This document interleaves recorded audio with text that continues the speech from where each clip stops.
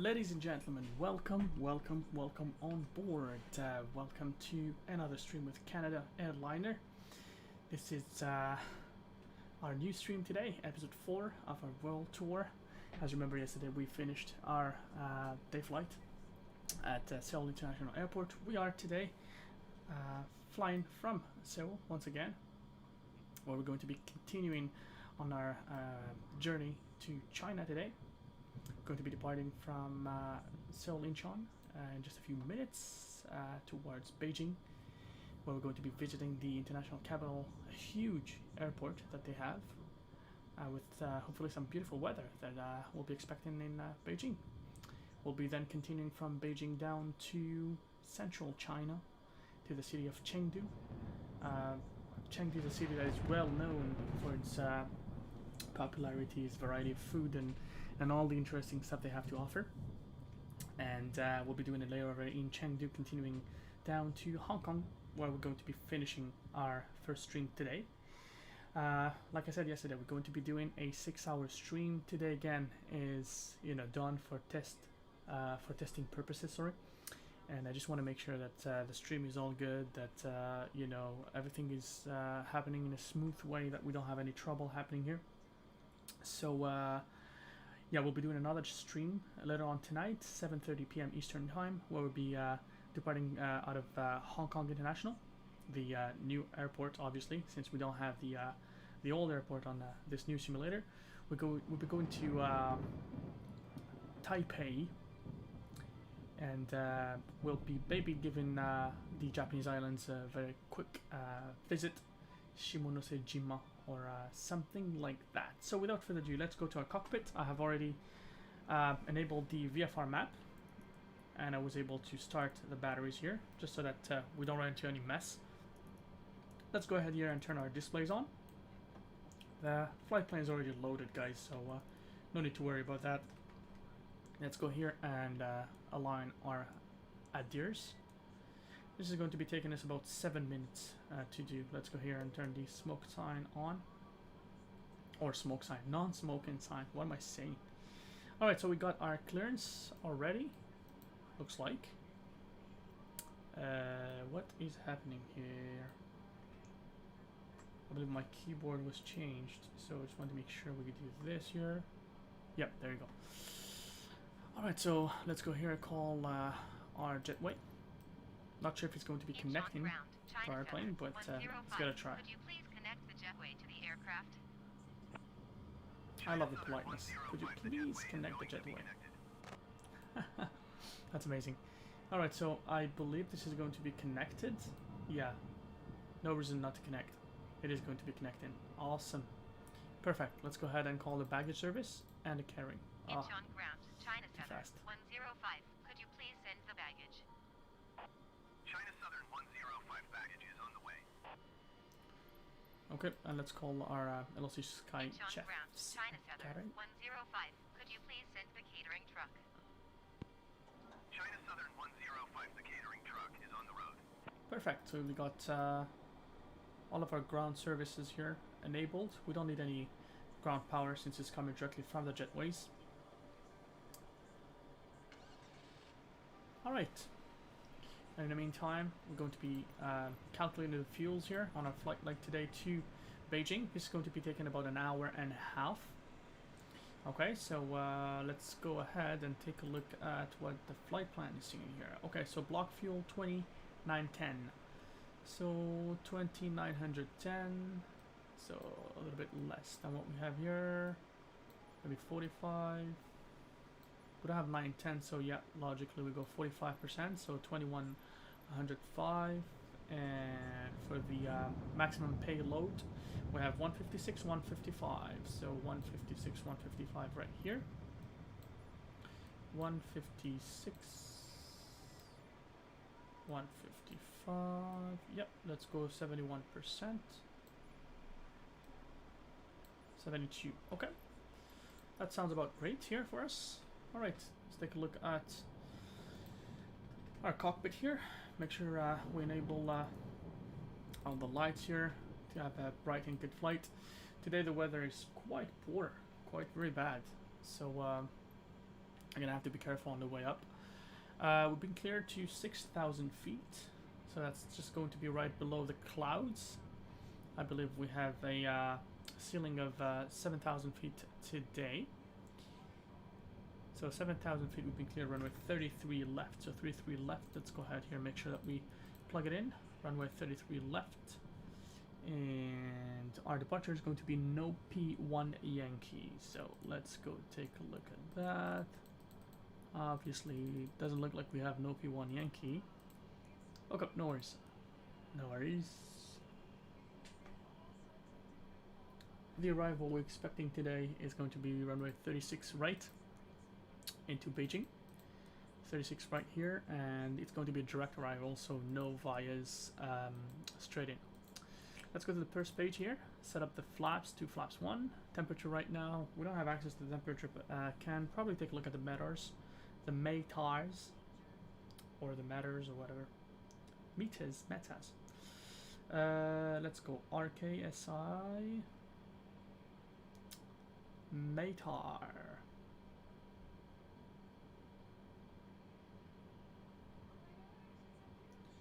Okay, so right now, 21 minutes ago, sounds about great.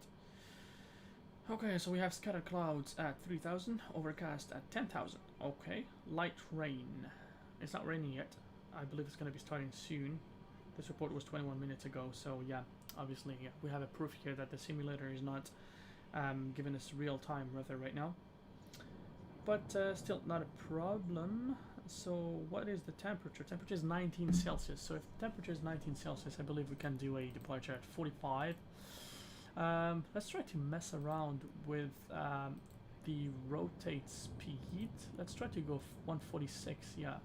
So 119. Let's do 139 here. 146, just to make sure that we have a little more realism done here. So let's go 18,000 feet here for the standard transition altitude. I believe South Korea operates the same way as in Japan.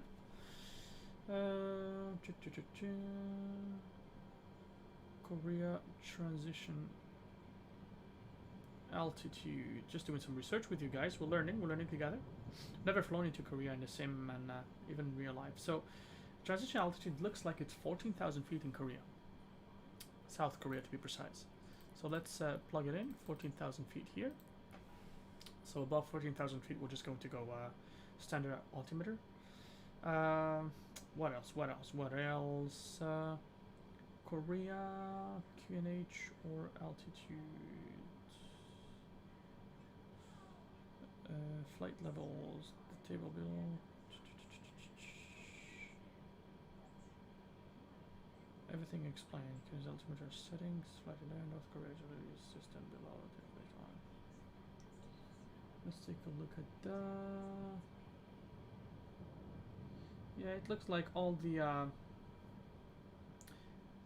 airlines of the United States in Asia use the inches. Yeah, so it's obviously it's going to be standard. Okay, so I mean, if you guys know better, please let me know. I might be wrong, right? Let's take a look at what we have here. Just monitoring in the meantime the health of the stream, just to make sure that we're having a healthy stream, but we're not having any problems occurring right now. Looks like we're all good. We're streaming in HD. Looks like we're streaming in 1080p. So that sounds about great.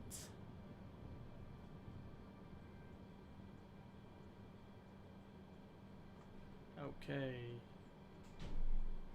For a second I was scared. I thought that my microphone was dimmed. Okay, I still have about a minute here before the irises line up, and as soon as it does, we're going to be turning the APU on. Let's go here and plug in our departure speed, set it up to 240, just to make sure that we have a soft and smooth departure. Our irises are aligned. Let's go up here and turn the APU on. Let me give signal and turn the beacons on, just to make sure that there's no equipment left around the airplane that it is safe for us to depart. Let's go here and turn the cockpit heat and the after and forward cabin heaters on. So still no rain here. Looks like it's gonna be raining very soon, but still nothing. Look at this beautiful, I believe, Portuguese livery. Obviously, it is not at the correct airport, but I like the IAE engines and yeah, the livery altogether. Looks great, looks great. I didn't do a real-time stream right now, just because of the possibility that these IVAO liveries look weird at night. I haven't tried it. I didn't want to give it a chance. So, I mean, yeah, let's just do a daytime stream. And yeah, so this is not real time in Korea right now. I believe in Korea right now it's about past midnight, 3:26 a.m. right? So I think that later on today, when we start our stream down southern China to Hong Kong and hopefully Taipei, we are going to be able to switch to real time. Maybe we do a sunrise takeoff or something like that. But right now, just to be on the safe side, we just want to make sure you guys don't sleep while you're watching the stream, right? So let's go for it, guys. Let's go for it. All right, so we have nobody watching right now. I'm pretty much streaming on my own. I have shared the link to the Asobo forums and to the Asobo webpage on Facebook. And it looks like nobody has joined yet. Okay, no worries. I mean, I'm still streaming with or without anybody. If you guys feel like joining, please do so. That'd be a pleasure. Let's take a look at my post here just to see if it's been watched or not. I believe a couple of people have seen it, but we'll see what happens. There's Captain Canada also streaming at this very moment, so I'm pretty sure a lot of people are busy watching him.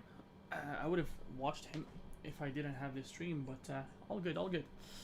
So pushback truck is getting set up.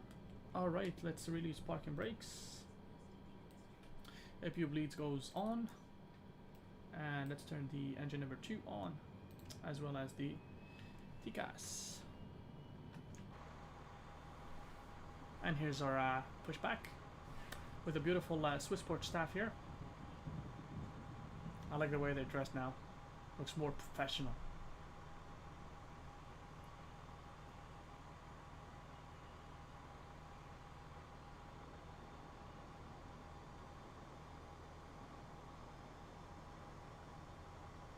Inch on ground, China Southern 105, requesting the end of pushback. China Southern 105 request to end pushback received. Okay, back to our cockpit view. Let's turn engine number 1 on. I feel like adding a little bit of light to my displays because it feels a little too sad.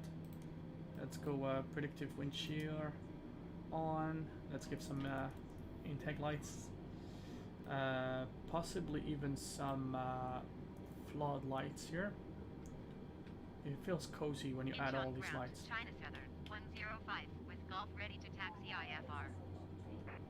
Okay, flap set for departure. China Southern 105 taxi to and hold short of runway tree left by taxiway Romeo 2 Romeo 7 Romeo 3 Romeo 8 Romeo 2 Romeo 7 Romeo 1 Alpha 4 Golf. Big airport. Tower on 118.2 when ready. Okay, so we've been cleared to taxi. To and hold short runway tree left by taxiway Romeo 2 Romeo 7 Romeo 3 Romeo 8 Romeo 2 Romeo 7 Romeo 1 Alpha 4 Golf China Southern 105.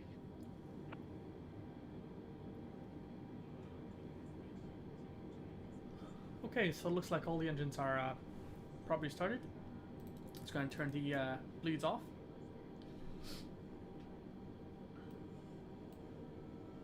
And the engine mode selector to normal.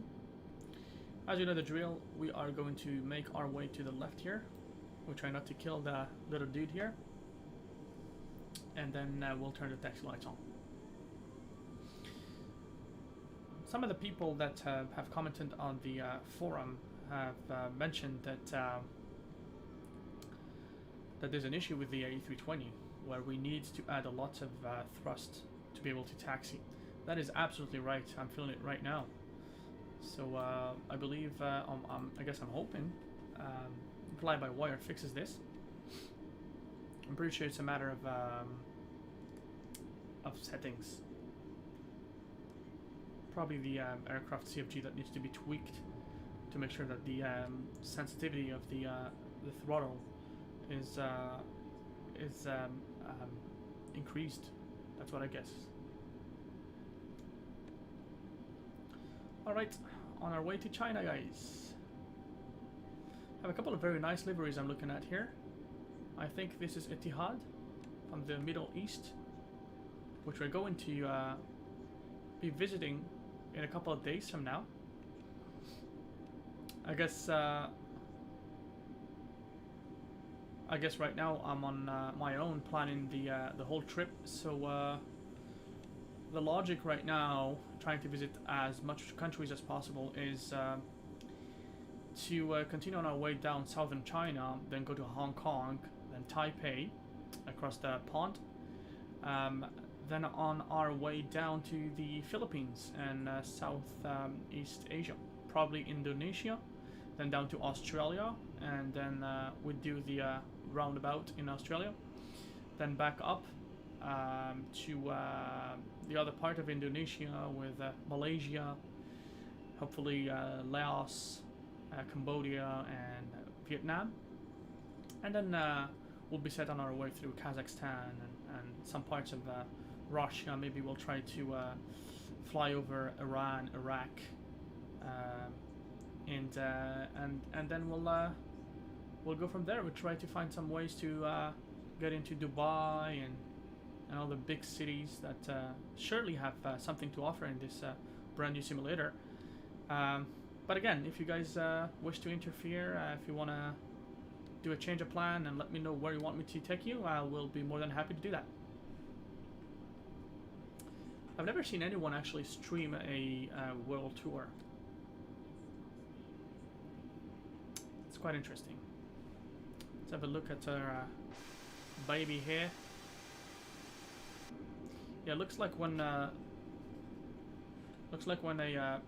do the drone camera, I lose control of my airplane. I can't control it anymore. Like for example, if I go this way, I can't turn. My airplane seems to be going on its own. So, kind of strange.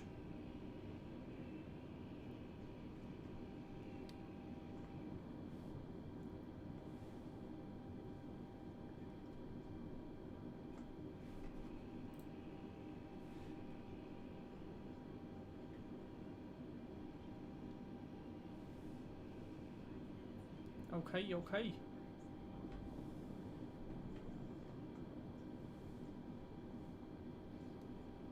Music. Oh yeah. I'm actually gonna start playing music once we're up in the air, because that's when I don't have anything to do, right? I know yesterday out of Busan we played some music and all that stuff, but that was just because it was my first stream and was just trying to test it out and make sure everything is working well. Alright, so here's the runway. Let's wait for our first officer to do the communication. Incheon Tower, China Southern 105, the runway tree left, ready for takeoff IFR to Bravo Echo India Julia India November Golf Charlie Alpha Papa India Tango Alpha Lima.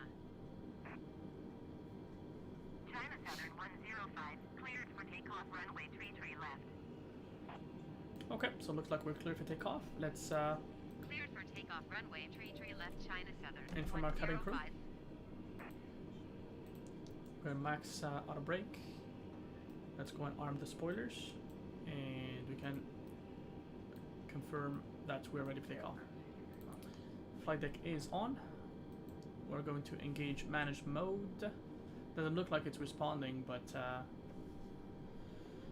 alright, So my guess is that the auto brake is just going to be undone as soon as I line up.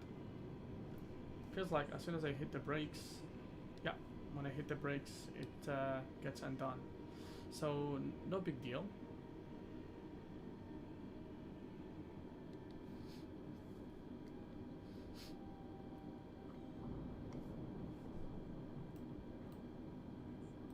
Okay, let's go max auto brake, guys. Let's go to China. Alright, let's set the power. Whoa. Power set. Nose pressure. A slide 1.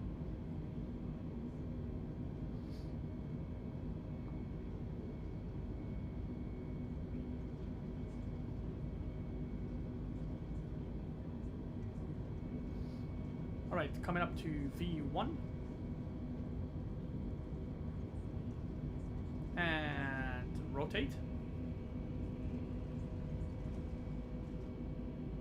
Alright, positive rate. Gears going up. Pitch for climb. And we take a slight left turn. Look at that, man. China Southern 105 contact Seoul departure on ONE 24.8. Alright, let's try to lower the nose a little bit. 124 Just to make sure we don't lose that much speed. 105. Okay. So Seoul throttle departure climb. China Southern 105 is climbing through 1,700 feet for 6,000 feet. China Southern 105 Seoul departure continue as planned. Altimeter 29.89.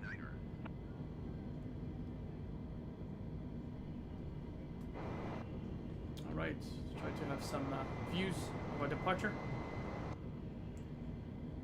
Yeah, I figured I gotta play with that a little bit because it surely has a lot of options for us to visualize the airplane from different points of view.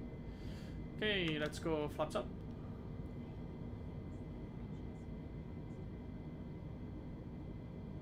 And into the storm. Alright, looks like we're off.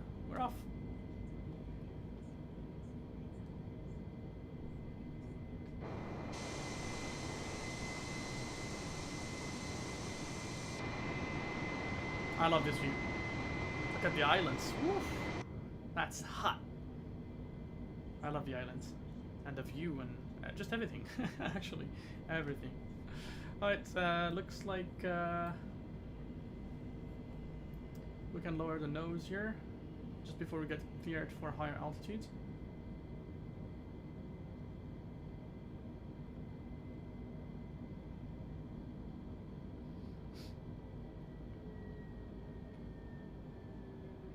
China Southern 105 climb and maintain 14,000 feet.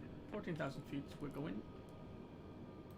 Climb and maintain Before we do that, 14,000 feet. China Southern I'm gonna turn the lights off. 105. Alright, and these are the spoilers, and we off to 14K. Hopefully YouTube 14K.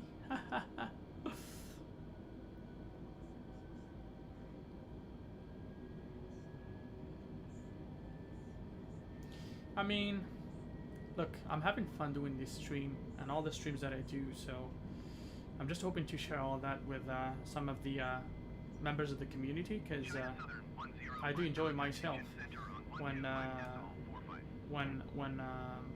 actually watch some of the other content creators' job. It's actually really enjoyable. So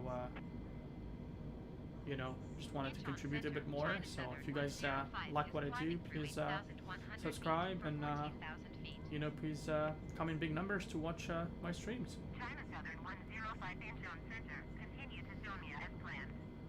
Altimeter 29.89. Okay, looks like my airplane is having some trouble hitting the mid 200s in terms of speed. I think it's the wind, because we have a headwind right now. Holy moly, 24 knots, headwind. Yeah, that's pretty much what is slowing us down.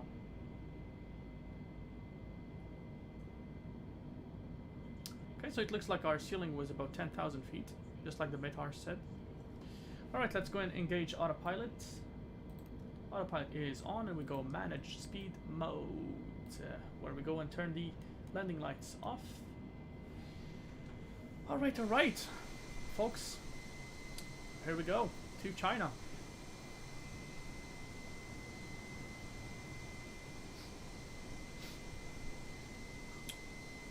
I'm quite surprised that this departure has not been changed. It is the actual departure that I'm looking at on Navigraph. So looks great, looks great. Just wonder if the sim is a little too noisy. No, doesn't seem to be that noisy. Okay, my voice is still okay.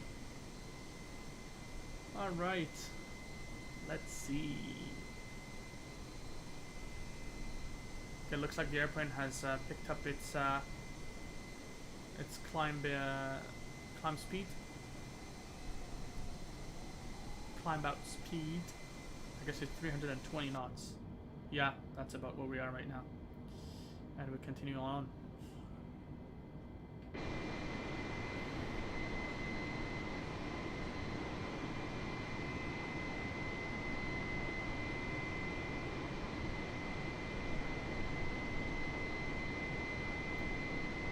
Yeah, this is quite noisy.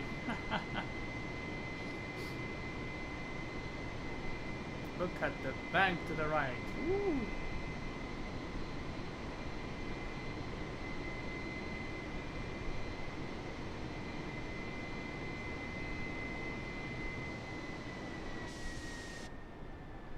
Looks like we're accumulating some dust. Let's go ahead and turn the wing anti-ice as well as the engine anti-ice. Yeah, I should have thought about it.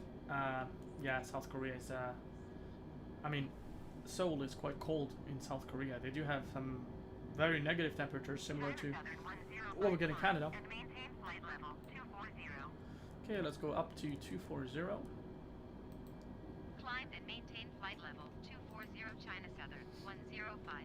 Looks like we've changed the altimeter to 29er 89er. And we keep going. We keep going to China. I've done this flight before, so I know what to expect. But really, if you guys never seen this, you'll see how well modeled China is. It is really well modeled. Yesterday I was just like, what? It's amazing. Was that yesterday? No, 2 days ago. 2 days ago I had to I went to visit China, the same like Seoul to Beijing, and let me tell you guys, it is absolutely amazing. The arrival is just outstanding. The ortho in China, oh, I recommend that you guys join me into this ride and try to fly with me if you have the time to do so. That'd be amazing. Not only you'll be appearing on the stream, but you'll be also discovering lots of good places in the sim. Hopefully we're trying to find that big hole. Someone has posted there was a hole in the sim somewhere in the world, and apparently you can fly into it. So that could be a fun ride if we can do it.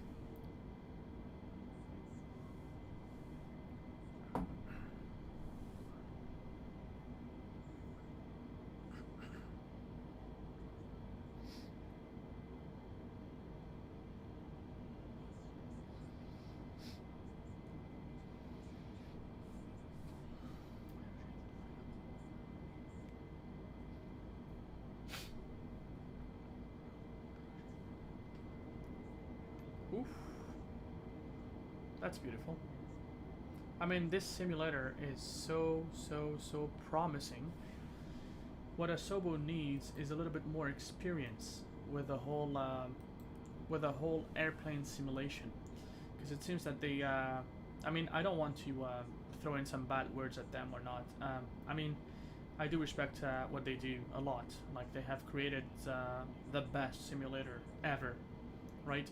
But you know, in order to, I hope, maybe give them a productive feedback, I would hope that they maybe hire some people with a little more experience with the whole aviation industry and how every single airplane should be functioning, right? Looks like we pick up a lot of ice here and we lost the speed indicators. Yeah, so I mean, it would be amazing if Asobo hires people with slightly more experience with, you know, airplane mechanics, the way everything flies, and you know, that'd be great. That'd be really great.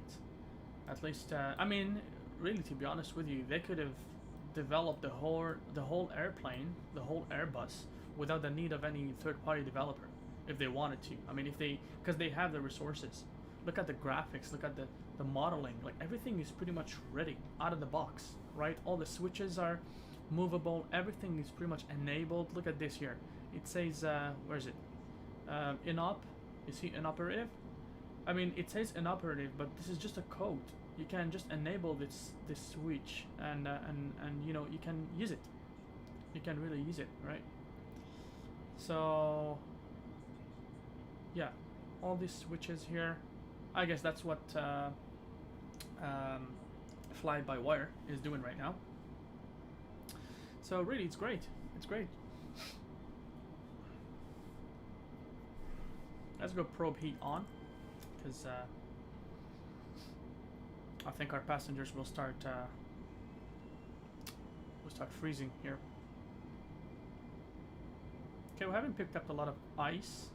I can see just a little bit of ice accumulation on the windows. Oh, these clouds, man. Whew.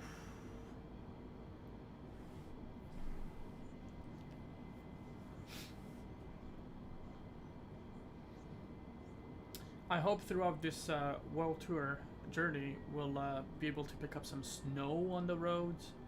Hopefully some snowstorms we'll be flying into and all that stuff. I'm trying to showcase as much variety as possible.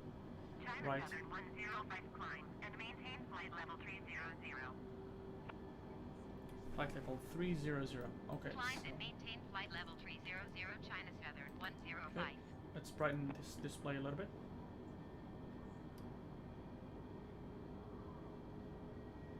Still very, very dark. We're having a very shitty weather in the Seoul Bay area.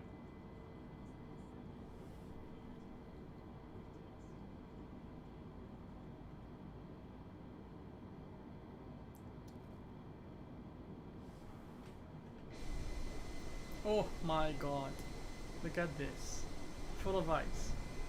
Snowman is flying into China.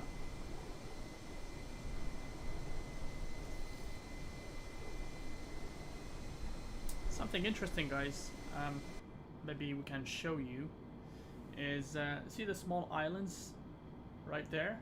The small island here and there, and actually the whole coast here. This is actually North Korea. It's not South Korea anymore. I'd like to call it Korea altogether, without getting into politics or anything like that, because I call my South Korean friends Koreans, right? But this is North Korea. This is the northern side of Korea.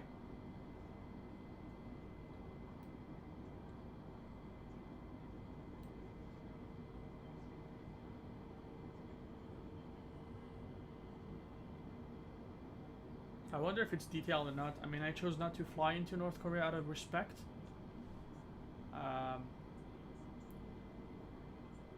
Again, out of respect to my South Korean friends. But yeah, I wonder how it looks like. Wonder if the satellites have been able to model the whole thing. Actually, let's try to take a look at that in the forums, shall we?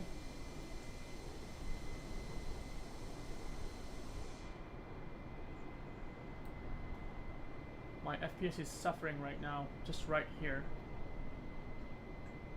I think something is loading. I had the same problem when I did this flight last time. I think it's just a matter of having too many things trying to load, because you have North Korea trying to load, and you have some parts of China loading right now. Not a big deal though. We're all good. Let's play some music, guys. Let's play some music. In-flight music. Alrighty. Same old music. Oh yeah, I know.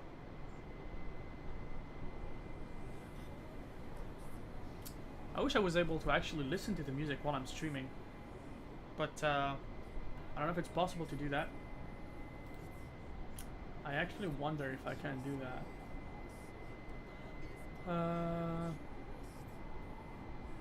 No. No, it doesn't look like I can do that.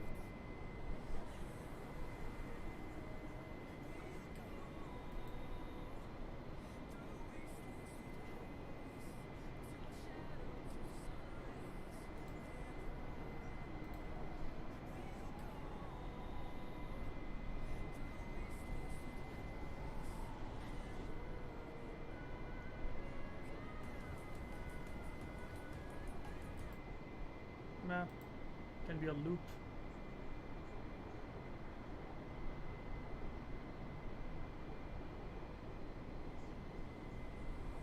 Yeah, so let's take a look at the forums here. We want to see what South Korea looks like.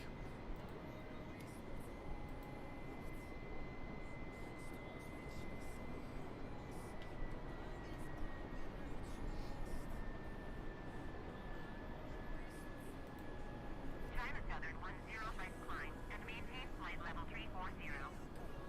Okay, they're asking for 340. This is our final cruising Climb and altitude. maintain flight level 340 China Southern 105. Okay, looks like we need a little bit more brightness into our displays, because it's just getting too dark here. No, we don't have any ghost first officer trying to mess up with our displays. Nope, we have resolved that issue. Home resolution. Know what I mean? My lord, we have accumulated so much ice in here. Yeah, so what seems to be actually killing our CPU right, our FPS right now is the well, OBS. One thing, it's OBS, because OBS is also taking a huge chunk of our GPU. Actually, no, surprisingly, my CPU and GPU loads are very okay.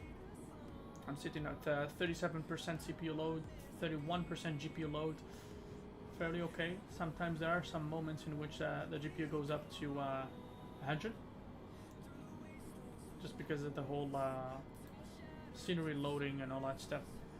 Let's not forget that this is a OpenGL based platform. But yeah, we'll get rid of this problem in just a few minutes once we make our way outside of this huge area of clouds. What was I going to do? Okay, let's take a look at the METARs for Beijing. Give you an idea of what the weather is like in Beijing. So, Beijing, temperature 11 Celsius, no clouds, nothing, all clear. Looks like the weather is all good. It's cav okay. So we're going to be able to enjoy a good afternoon landing into Beijing. Let's take a look at our, what was that again? Live traffic, work and liveries. Oh, that's a new thing.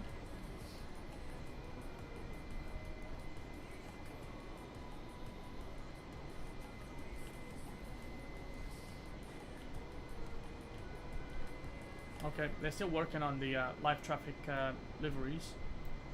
I haven't been able to update anything right now, but there's a new Discord channel for this guy called Big Baby KP. His name is Kai. His name is Kai. I'm assuming his. I mean, Kai is Japanese, but you never know. I think it's Kai, the same guy who did the sounds for. You know, the FSIM Plus. I think it's the same guy. That's just what my feeling is, but you never know. Let's take a look at North Korea here in the sim. North Korea. Okay, so what do people say about North Korea? Kangro TBO says a friend of mine and myself took off from Seoul, South Korea last night and flew into North Korea to visit Dennis Rodman in North Korea. When we reached the border, the game crashed with no error message for both of us. We tried again and game crashed once again. I guess Kim Jong-un really didn't want us flying over his country to see what he's up to. That's a funny one. That's a good one, Kangro TBO. Carryover 121 says, I've flown over North Korea and the border with no issues. This was before the latest patch. The North Korean scenery I found to be of higher quality than the nearby Chinese scenery. Okay, fair enough. I'm gonna try the same today. Not flown there yet. We'll let you know if... Okay. Looks like North Korea is great.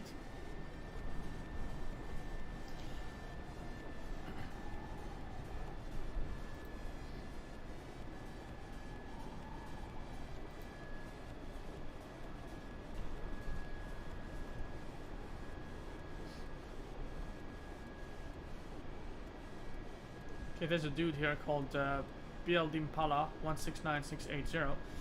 He's doing a world tour and he's actually sending pictures of it, which is a great initiative, man. That's awesome. Thank you for doing so. I've actually done that when I first started to do the world tour, because I started from Vancouver, and then, gosh, it takes a long time to do all that stuff. And I was flying the TBM out of Vancouver all the way to Alaska. I've changed it to the Grand Caravan some days, just because I wanted to do some island hopping on the Alaskan extension of islands towards Asia. But the Grand Caravan is very slow, so it took me a long time, about 6 hours, to go from an island to another. So it was quite tough. I was actually posting some pictures on the forums and all that stuff, but then just changed my mind and I thought maybe streaming it would be much better. First of all, for you guys, because you guys can join and watch, and also good for me because I can also remember and memorize all that stuff. Hi says Salam, hello. Hey sir, thank you much for joining the stream. Much appreciated. Hope you're doing well. Thank you, sir. Hi. Thank you.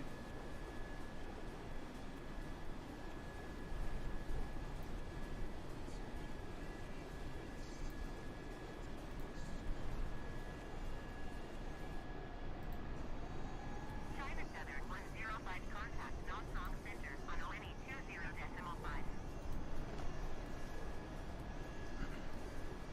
120.5. China Southern 105. Yeah, so this guy went from Italy to Greece, then Turkey, then Lebanon, then Egypt, Saudi Arabia, and then Bahrain, Iran, Georgia, Azerbaijan, Iran, Turkmenistan, Uzbekistan, Kazakhstan, the Aral Sea Zone. Well, he's done a lot of things. Kazakhstan, China. He went to a couple of places in China. Wow, some nice streams here. I mean, some nice pictures. He's flown over mountains and snowy areas and snow wonderlands. And right now, he's in Tajikistan, flying the TBM. What a brave guy. Well, Impala, I'm just going to copy paste your name and add it into my stream, just because I respect you for doing so. Let me just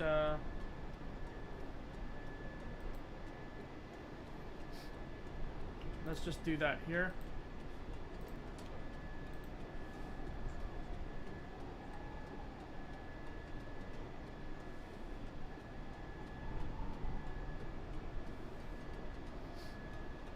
Respect to you, Bimpala.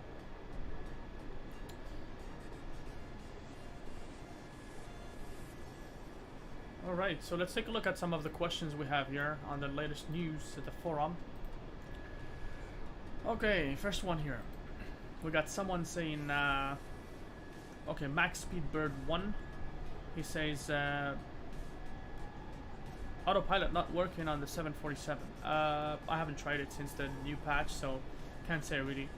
FS 2020 IGZY HD location. Pilot 5962 says, good morning to all. I tried to search this damned FS 2020 execution on my PC. I know his name is no more FS 2020.exe and is now more complicated. Is there any small tool utility to locate it very quickly? Impossible to find Microsoft Flight Simulator, blah blah blah. Install done with 10 DVDs.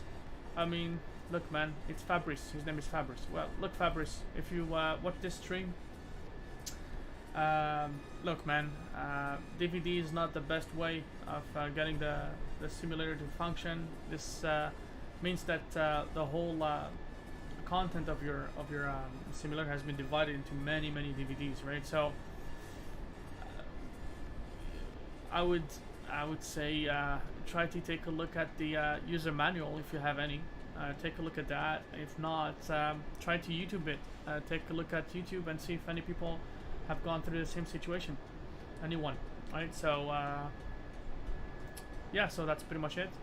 New bug, random camera targeting. Okay. So Swoop GB says, flying along happily when suddenly the camera decided to look at something off to one side. I could turn the view back, but as soon as I let go of the view stick, it just swings back around again.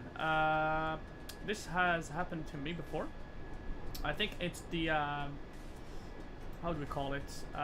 So let's take a look. It's the smart cam. I think it's the smart cam. You gotta disable your smart cam, and I believe that is what could resolve your problem. Let's change the view slightly here. Yes, with GB. So if you watch the stream by any chance, your answer is here. Survey topic, guy no happy with Microsoft Flight Simulator. Okay, so I'm Drake O2132 says,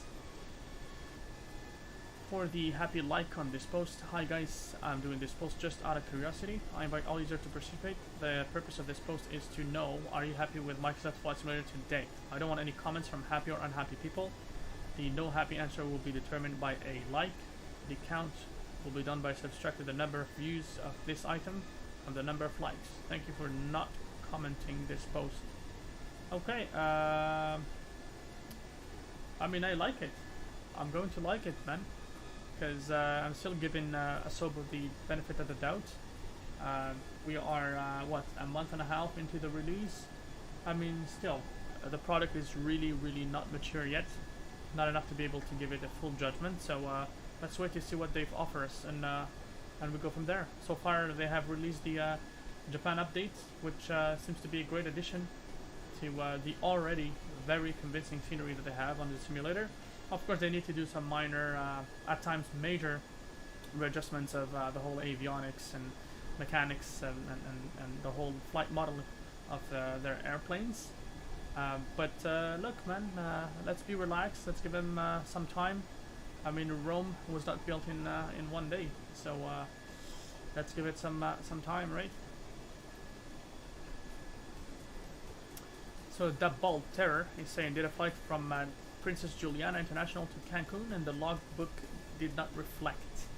Man, you're getting too pissed off just because of the logbook matter. Look, if you want to make sure that your logbook reflects, you gotta park at the right gate, the right location when you arrive at your destination. Look at my stream for reference. If you have the time, if you actually listen to this comment, you'll be able to have some good logbook added. So, using AI to fly plane. So fake dinosaur 910 says, using AI to fly plane from an airport and back to the same airport, I crashed into a hill. And then says, you crashed with an object and caused critical damage to the aircraft. No, you did. I was just watching. Okay, this is a joke. Whatever. Some new very interesting information. Okay, so Grid Ryzen says, Asobo Studio says it will maintain content support and update on Microsoft. Okay. let's take a look at that here. So this is some good news. So what it says, French studio Bordeaux Asobo Studio launched the new edition of Microsoft Flight Simulator launched last August for Windows 10, which has already accumulated several billion flight hours. A game that was okay, whatever. So what is this saying? They will maintain content support and updates on Microsoft Flight Simulator for 10 years. Okay, that sounds great. So what is included in this whole content support? Graphic engine used is a slightly modified FTech engine. Same engine used in Forza series by Turn 10 Studios. Turn 10 Studios have been providing them with technical help to better understand the FTech engine all these years. Okay. Asobo reached 17 million euros in turnover in 2019 and is financially stable. This is excluding the sales of Plague Tale Innocence. Also, they have full financial support from Microsoft as well. Okay. More than 1 million copies of Microsoft Flight Simulator sold up until now. Asobo is working on 2 new projects, getting released on Xbox Series in 2021. Okay, fair enough. Well, thank you, Asobo, if you guys doing this.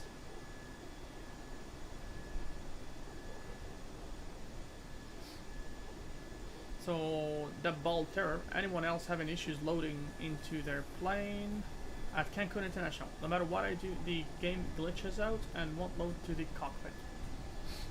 I haven't tried it. I haven't been to Cancun yet. We'll try that live in a couple of days. Couple of weeks from now. Okay, missing a couple of sceneries here. Yeah, northern Iceland.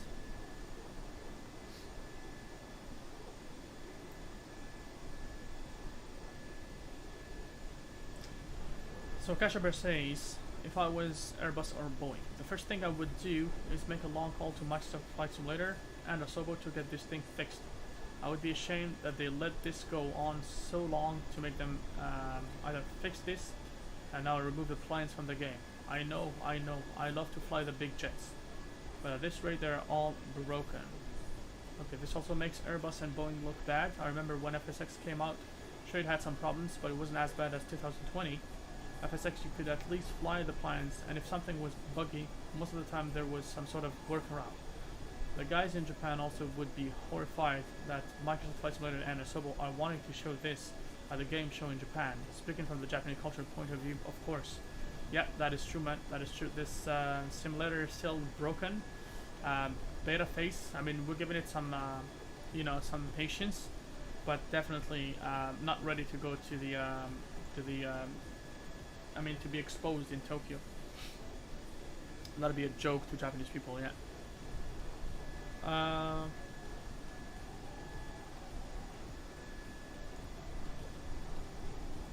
Okay, Paco 572 is actually doing a around the world trip. My post, I quit, I'm done, was closed due to spamming before I had a chance to respond to some of you guys. I really liked the comments and was very much entertained. Too much drama, have a nice trip, okay bye. Can I have all your stuff when you leave? Just to mention a few of these responses are there. Very glad I spoke up. First they kill the trees, then they make buildings too big, then they turn the autopilot into a bucking bronco. I'm done with let's hope for a patch once a month stuff. When you Asobo keep killing the game, I went from hero great graphics to 0 in 2 patches. Oh yeah. Congratulations on the self-destruction. The following 2 pictures taken yesterday show just how bad it is. I'm not going to ruin what has turned out to be the most exhilarating time of my life. I've taken hundreds of pictures and each flight brings new adventures. I won't let them Asobo ruin it, so I'm grounded until they fix it. Okay, so this guy seems to be having some issues with the simulator. Okay, it looks like he's flown into an area that has some major issues with the building. Well, relax man, relax. Could be a glitch.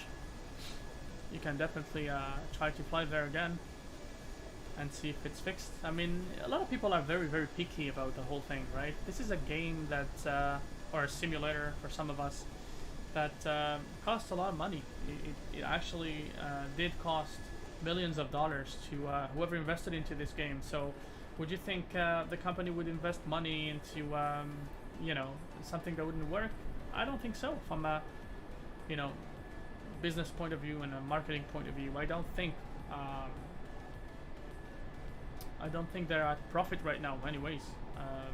I believe that this simulator did actually cost way more money to Microsoft and Asobo combined than it actually returned so far. A lot of people are still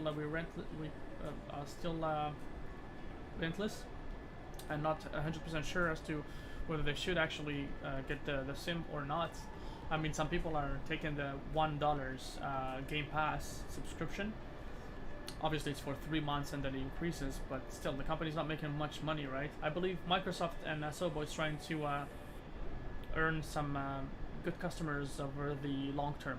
Obviously right now it's the very beginning, we're a month into the release, so from a realistic point of view I would say that maybe you know,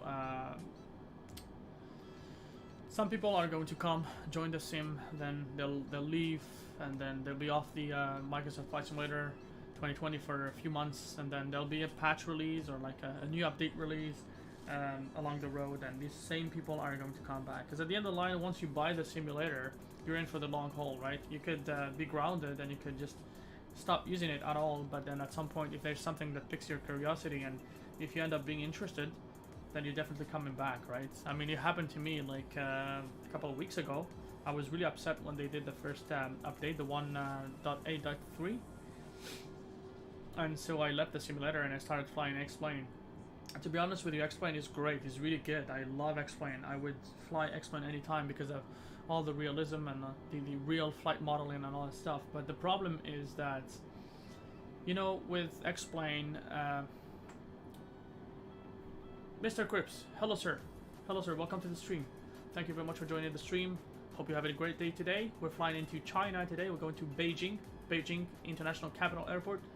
And then we'll be continuing on our road down to southern China. We'll be going to Chengdu International. So the stream is just started. So thank you for joining again, sir. Mr. Crips, thank you very much. Go ahead and please leave a thumbs up if you like the content again. And we have 2 viewers right now. We are starting to build up some viewers right now. So very happy about it. Yeah, so as I was saying, I was super upset with the latest, the first update, the 1.8.3, and I was done and switched to X-Plane. Now, as I mentioned, I really love X-Plane. X-Plane is really the way to go if you want to have a realistic flight experience.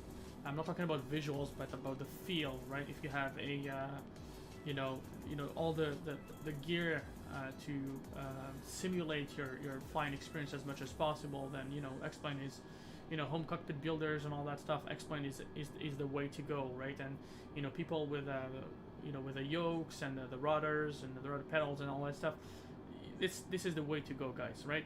But the problem is, you know, X-Plane has some visual glitches and issues, right?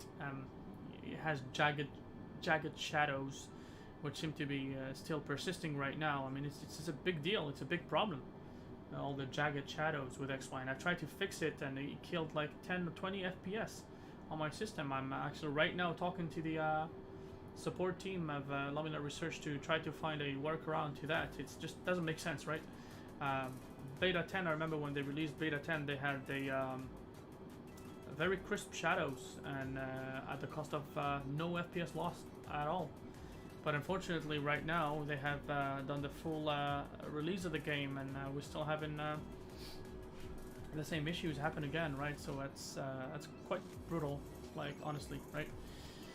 So anyways, I had left Microsoft Flight Simulator for a few weeks, and then as soon as they released the Japan patch, I felt like it was a time to come back and take a look at the simulator. I did read what you guys say, the community, in the forum, and I found a lot of workarounds to make sure that you know, my favorite airplane, the A32NX Neo, works to the best of its current capability, along with the help of the fly-by-wire sim team that actually I really respect a lot for helping us augment the realism of this airplane. This very beautifully modeled airplane, by the way.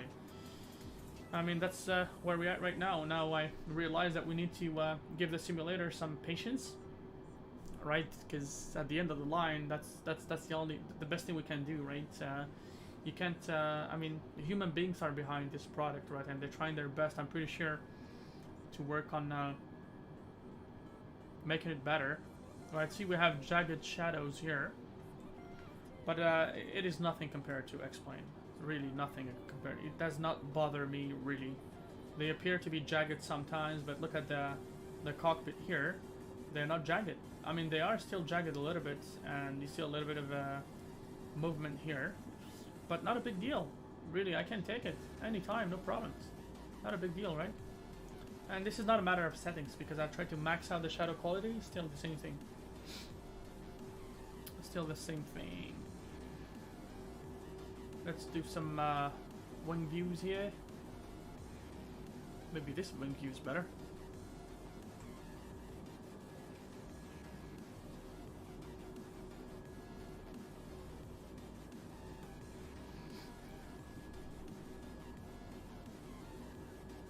Mr. Crips, any questions for us?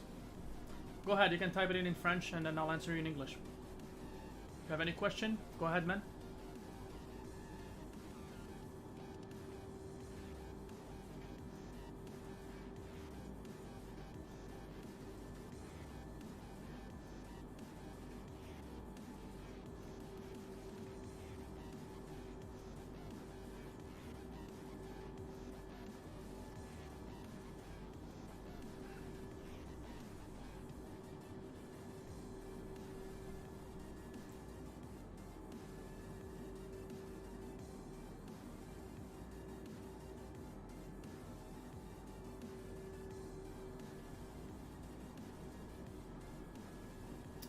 All right, no question for now. Okay, that sounds great, mister. Hope you're enjoying the flight. We're exploring, we have explored South Korea yesterday. I guess you weren't here to watch the stream because it was very late at night. And today we're going to China and continue our way to Taipei, Taiwan at the end of the day today. So if you have the time to tag along, you are going to definitely be happy what we have. So okay, we're taking a look at the questions we have here in the forums. What is going on here? Florida scenery. Okay, so Enough Bard 39362 says, I can't explain this. Any ideas? I've only seen it in Florida so far. Kissimmee and Sarasota, and it seems to have happened since the Japan update. So what's happening in Kissimmee and Sarasota? Okay, the trees are not modeled well. They look like blocky and they don't have the shape of normal trees. Well, man, you know, when you try to fix something, sometimes you have another thing that that breaks. I mean, this could be also your internet connection, because it did happen to me when I flew around the Toronto area. The buildings of downtown Toronto looked extremely horrible, just like an alien town. But it has been definitely fixed since the last update. So yeah, nothing to say about it. Ability to use Shift Alt Control plus key for all key bindings. So Convex Coot 8640 says, add the ability to bind multiple keystrokes to expand the possible key binding number for all controllers, similar to the system that is used in DCS. Could be a great function. I agree with you, sir. I do agree with you. Survey topic guy happy with Microsoft Flight Simulator. Okay, so that's the same guy we read earlier.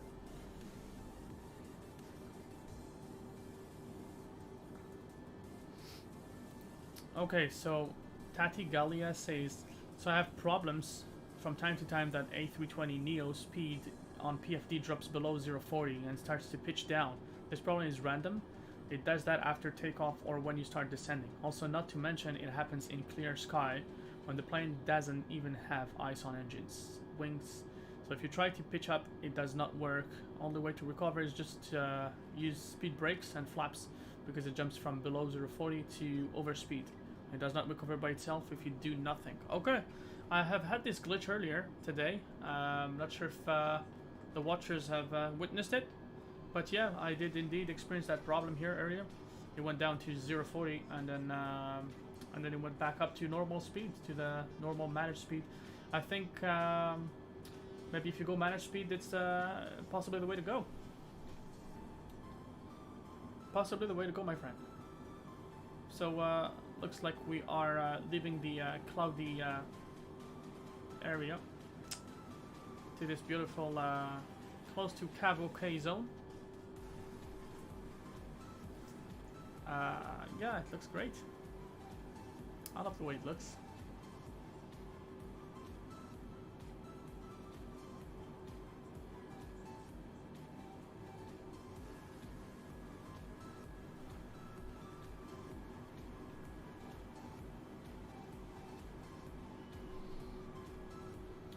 The scenery down here is loading, but at a low resolution it seems to be right now. I mean, obviously the sim does actually adjust the resolution of the terrain and the ground depending on how high you are. Right now it seems to be logic that the resolution is quite a little low. I mean, we can clearly see how low the resolution is here over China. But hey, it's popping. Okay, sounds great. It's popping. So it looks like the sim is actually loading wherever it needs to, which is great. Great. I wonder if any mods or anybody has the ability to actually change the the ribbon on the ground, the ribbon that shows you how to taxi properly to your gate or to the runway. If anybody can actually change the ribbon and make it smaller, more discreet, and the parking area, so that we have that huge square completely removed. It's horrible. That thing is really just makes me mad. Sorry about that. So Mr. Cripps, tell us about yourself. Where are you from? Where are you from, my friend? I see you're still here, so I'm guessing we can have some interaction here. You're still loyally following us, my friends. Really appreciate it. In the meantime, if you can drop us some likes and maybe call out some of your friends to come and watch the stream with us, that would be really appreciated. From a fellow flight sim mate here, Canada Airliner.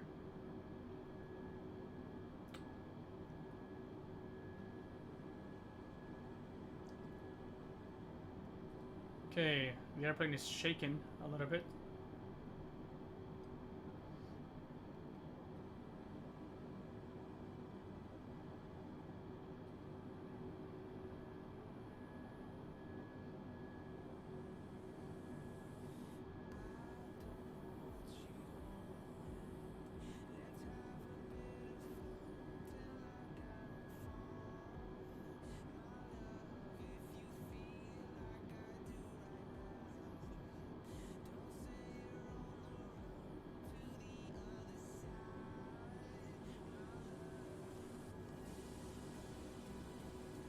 Mr. Cripps says he's Algerian. Algeria. That's amazing, man. Amazing, my friend. I hope the weather is nice in Algeria. We're sitting here in Vancouver, BC, where the weather is absolutely cloudy and shitty. It's raining all the time, and the temperature is actually slowly going down to poop. Yeah, right now it looks like it's 18. It's a little bit less than overcast right now in Vancouver, 18 Celsius, and temperatures going down to 12. Believe it or not, we have many rainy days ahead of us. Let's take a look at the weather in your country, my friend, Algeria. Algiers. So it is nighttime. Oh, okay. Thanks for tagging along, my friend. It's nighttime and you're still here. That's amazing. So it looks like you guys have a beautiful weather. Windy, it says. Google says windy, 24 Celsius. And eternal sunshine from the eternal sunny city of Algiers in the country of Algeria. I thank you very much for watching us, my friend. From a fellow Algerian, from a fellow simmer, thank you very much from the bottom of my heart to see you here. It makes me really happy. And hopefully we're going to be flying over Algeria in the next couple of weeks throughout our Flight Simulator 2020 World Tour streaming program that I've just started yesterday. Yeah, a lot of streamers like to fly small legs and do a 2 to 3 hour stream. But I mean, we're in lockdown right now. It's COVID-19, right? So we can't go out. I mean, I can go out for you know, to work out and all that stuff. But at the end of the line, I gotta stay at home. I gotta protect myself. So why not enjoy some virtual flying here and you know, enjoy the sceneries we have here in this little petabyte box.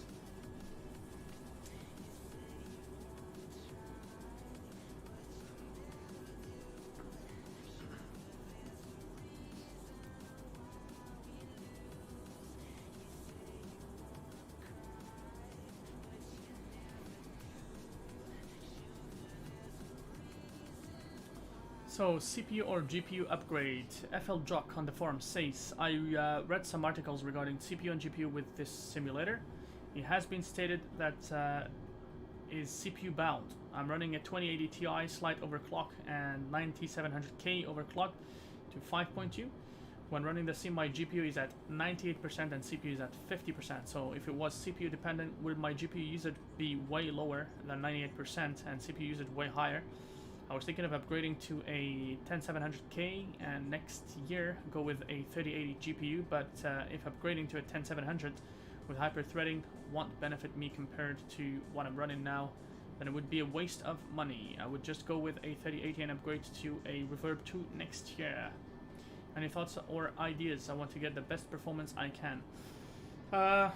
We'll refer you, my friend FL Jock, to Captain Canada. Right now it looks like he's running a 10900K. He has a 2080 Ti, and he's actually having what seems to be a very good running simulator right now. So if you hear me out, if you ever stumble upon this stream, this is my answer to you, my friend FL Jock. Thank you very much for posting that in the forums. Much appreciated, my friend.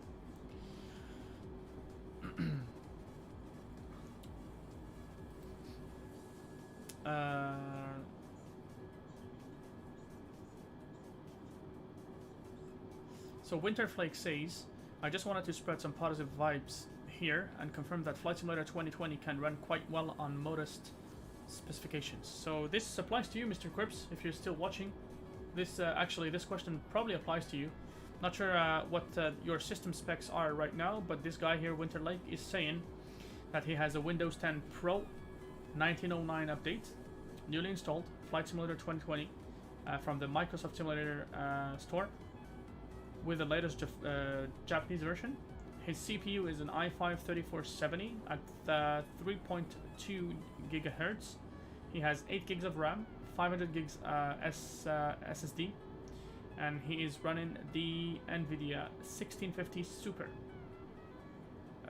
He's kicking 1080p on medium settings, 30 FPS with VSync on, and he has the Bing data on, photogrammetry on, live weather and air traffic on.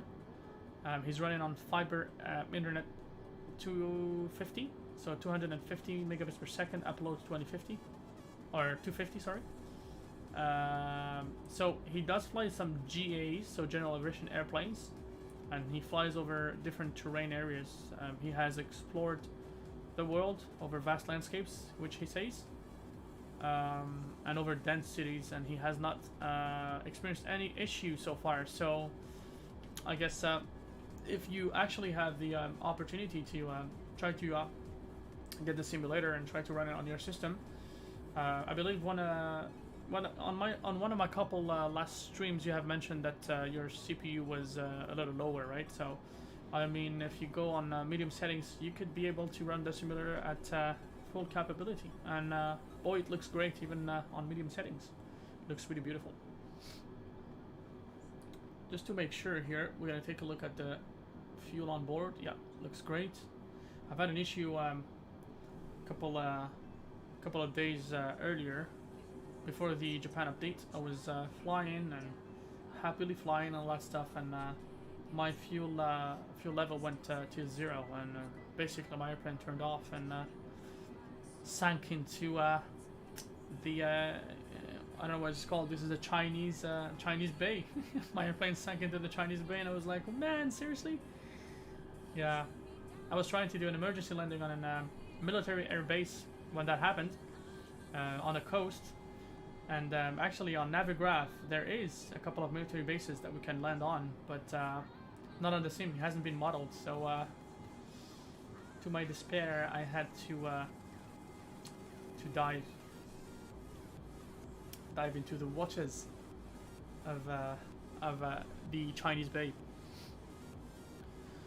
Okay, so we've got Nova Troop 77 saying, I'm having constant rudder issues in Flight Simulator with the HOTAS X. I reported it to Microsoft Flight Simulator. Only seems to affect grass runways, and when I'm on multiplayer, it just does not work. Okay. Okay. Okay, I haven't noticed any of that. I'm not kicking the HOTAS, but I have the Thrustmaster. The Thrustmaster, what is it called? The Ace Combat. The Ace Combat Thrustmaster with the I have the throttle and the joystick. So it's working great, my friend.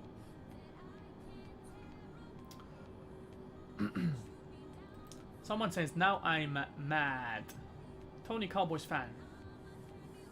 Hope you're doing well, man. So he says, I'm willing to tolerate bugs.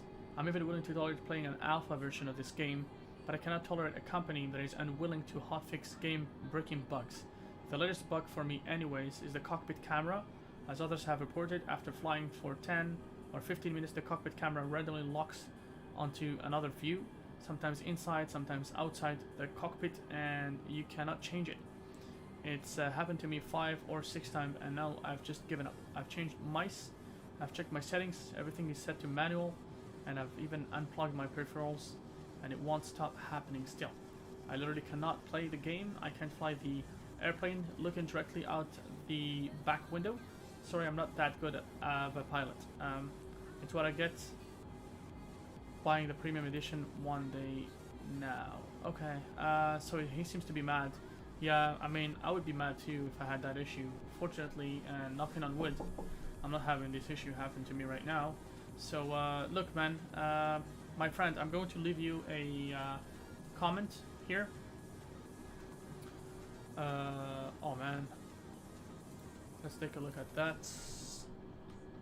Now I'm mad. Let's leave a comment to our friend. Where is he? Now I'm mad. Okay, so here's our boy Tony Cowboys fan.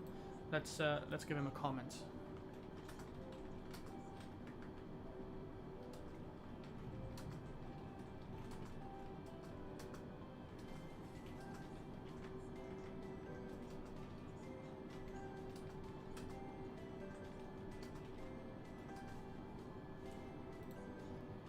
Let's send him a link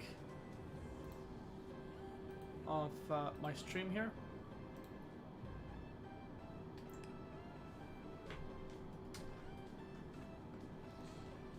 So we'll tell him what you can do is basically, when cold and dark, turn your VFR map on, turn the batteries on, then you can proceed without the need of the VFR map. That workaround seems to have fixed most of my issues with camera and airplanes. Okay, so there you go. So we have popped a comment to Mr. What his name is, Tony Cowboys fan. Well, thank you very much for the question. At least I hope my answer to you is helpful. I do see a lot of people have actually responded to you. So does this career mode add-on exists? So Stampy Frame 6 says, I have tried several add-ons lately to make the Microsoft Flight Simulator experience even better, including SLC and PAX or PAC-X, On Air, etc. None of these meet my criteria for the ideal career mode. An aviation career ladder mode, starting small with almost no assets and with flight training, then PPLA, instrument rating, CPL, ATP, etc. Ability to buy, rent, and sell aircrafts, that's just like FS Passenger, which is great, which I love. Random failures, but still realistic when it comes to probability. A simple income expense calculation based on the quality of the flights completed. Company reputation based on safety, precision. Full support of increased sim rate. Flight reports with the flight information, fuel costs, flight time, passenger satisfaction, landing, G-force, overspeeding, 250 knots, limits, etc. No ability to cheat, change of weather, fuel load, etc. during flight. Does this exist? Maybe I have overlooked something in the add-ons listed above. So Mr. Stumpy Frame, I'm going to leave you a comment. Thank you very much for this question on the forums.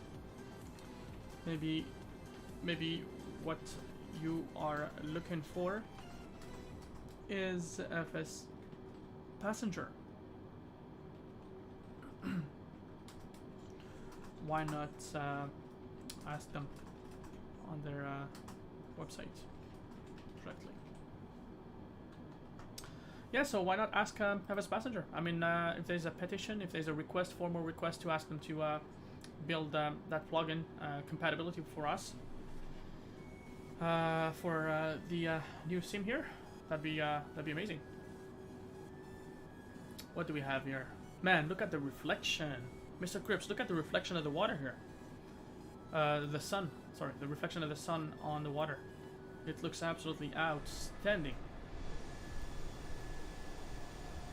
Yep, still iced.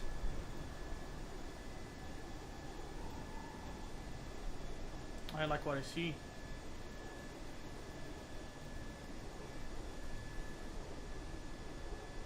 This is quite an artifact here. I mean, this is what it feels like. Reflection and yeah, doesn't look quite good, but could be the way it should be working. It looks weird, but I don't know. I've never looked at an airplane in full action from flight level 340, so I don't know what it looks like in reality. Wow, look at the details here. The resolution is just impeccable. Okay, let's leave this this view on for a couple of minutes for you guys. Mr. Cripps and all other viewers on board today, please let me know if it's too loud for you. Right? Okay, so Ducktail Heat replied to me saying, so I have to turn on the VFR map before I start the flights. I haven't used a VFR map on my last flight, but still the camera bugs. Okay, so my friend, it did actually resolve my issue. Anyways, try it. Give it a try. Let's give it a try. Okay, so we just responded to whoever it is that answered my my comment. So AMD CPU upgrade. Still waiting for Mr. Cripps to let me know if it's loud. If this view, I mean, if the sound right now is too loud on this view. I'm pretty sure that my voice is louder. But yeah, at times I guess the simulator is a little louder. It really depends. Very, very beautiful indeed, Mr. Cripps. Very, very beautiful indeed. Okay, maybe we can switch it to the back here. Yep, give it some more perspective. We're looking at the coast here, following the coastline all the way into Beijing. I'm wondering if we've been cleared to go down to any altitude really, because it looks right now that we're too close to the airport. My guess is they should clear us very soon to descend. Let's try to decrease the altitude by 10,000 feet right now. Beijing Center, China Southern, 105. Request flight level 240. China Southern 105 descend and maintain flight level 240.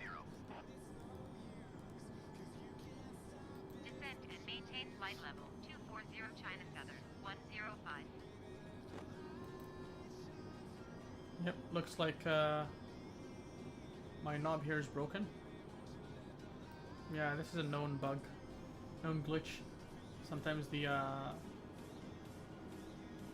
speed selector freezes, and you're no longer able to switch from Mac to regular speed. So, unfortunately, what we're gonna have to do is possibly to reduce the speed down to 240 here.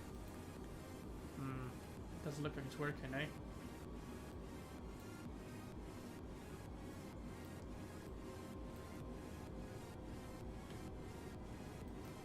No, doesn't seem to be working at all. Not at all, my friend. Okay, no worries.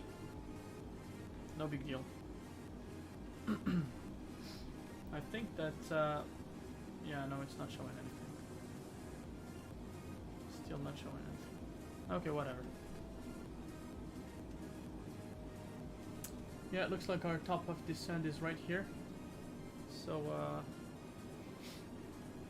let's take a look at the approach. METAR in Beijing. What does it say? Let's take a look at the METARs in Beijing. We are looking at altimeter. Okay, yeah, so we have QNH. So QNH 1021.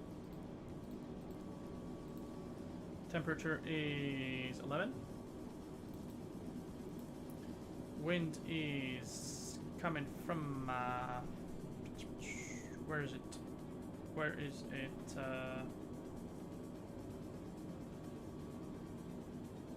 320 at 11. Okay. And the transition altitude.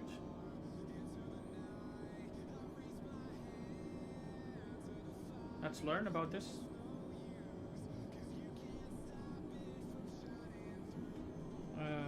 Transition altitude.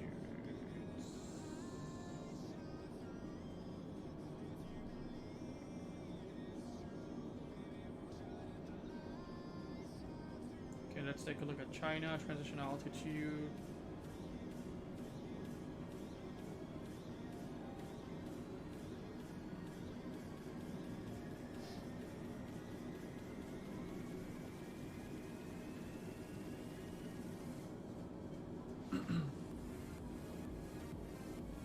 Okay, so transition altitude is 600 meters. 600 meters.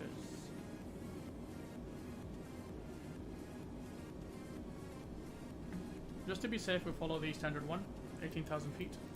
Just to be safe, because that's what I do usually when I don't know what the actual proper transition altitude is for my airports.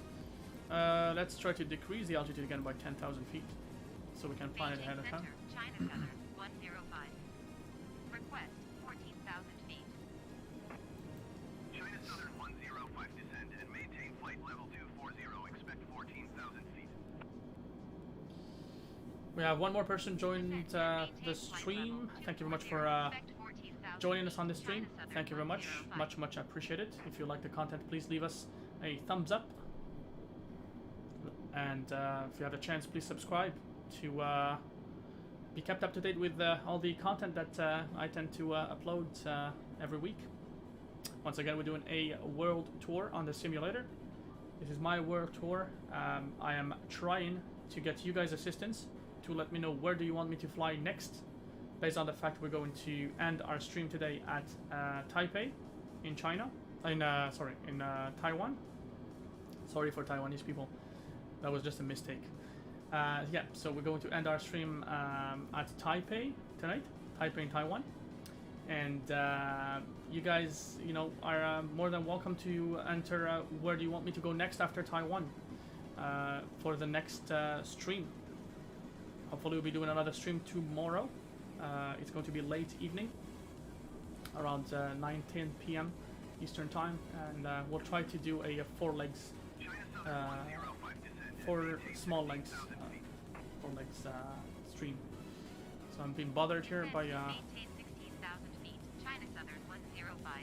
Okay, so they're saying 16,000 feet. Okay, let's go open descent just to make sure we go down a little faster.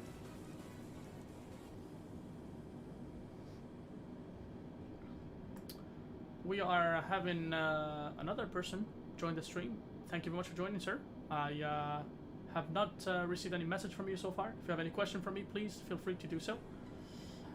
This is Canada Airliner. We're doing a flight simulator world tour. We have started yesterday from Tokyo Haneda International Airport. We've flown across Japan and Korea, and now we're on our way to Beijing. We have taken off earlier this morning from Seoul Incheon International Airport. We're going to Beijing. Then afterwards we'll be flying down to Chengdu, and we'll be finishing at Hong Kong afterwards. Is that so? Sorry about that. I think we're going. I got confused because we have 2 streams today. We have this one going to Beijing. Then after that we're going down to Chengdu. Then after that we have another stream starting later on tonight, which is going to be from Chengdu to Changsha in central eastern side of China, and then Changsha down to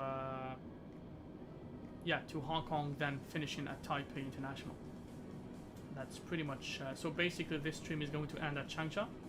Then afterwards the next one will be ending at Taipei. Yeah, that's basically what it is. So what I'm doing here to kill some time and to keep you guys entertained is to read some comments here and read through the Asobo Flight Simulator forums, see if I can respond to any of you know, the questions that you guys have. Obviously you're not asking me these questions personally, but I'm just trying to interact with you guys as a member of the community, and why not do it through my stream? Sounds like a great thing to do. So there is the Cathedral Kid saying, so much missing. I live in the Washington DC area and want to say how disappointed I am with the scenery in the area. It's not like this is an obscure part of the planet. First off, the Washington Monument is the tallest freestanding masonry structure in the world, and it's an obelisk with 2 windows on each side on the pyramidal top. The Washington Monument is not a 50-story office building. Washington National Cathedral, sitting on one of the highest points in the city with a 300-feet tower, is a flat picture on the ground. On check-in, I also found that Notre Dame in Paris is the same treatment. Are you intentionally not including religion structures? The US Capitol has no dome. Come on, really? The small airport closest to my hometown, Davis Whiskey 50, which was represented in previous Microsoft Flight Sims, is missing completely, while in real life its traffic is on the increase. All in all, I really like the simulator. I'm just hoping some of these omissions and errors will be corrected in time. Well, my friend, this is not a question you should ask me myself. You should really maybe try to proactively share your feedback with Sobo directly. I believe it's possible for you to do so. So, okay, so let's go down to 14K. Descend and maintain 14,000 feet. China Southern 105. Yep, pitching down. They haven't given us any clearance. We should be landing on 36 left. I think 36 right, sorry about that. But we haven't received any clearance from the ATC. I tend to try to listen to the ATC as much as possible. I do understand that the ATC is quite broken, right, sometimes. But it does do some... it does do me some good, some great favors at times.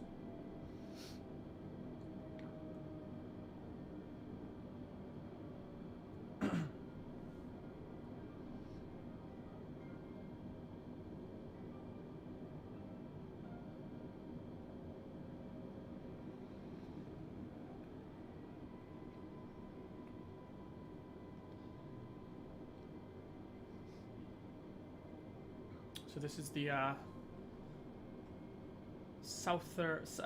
China Southern 105 approaching the coastline of northeastern China into Beijing International, and we should have a little less ice accumulation on your big bad boy bird. Yeah, we have indeed less ice accumulation. But still.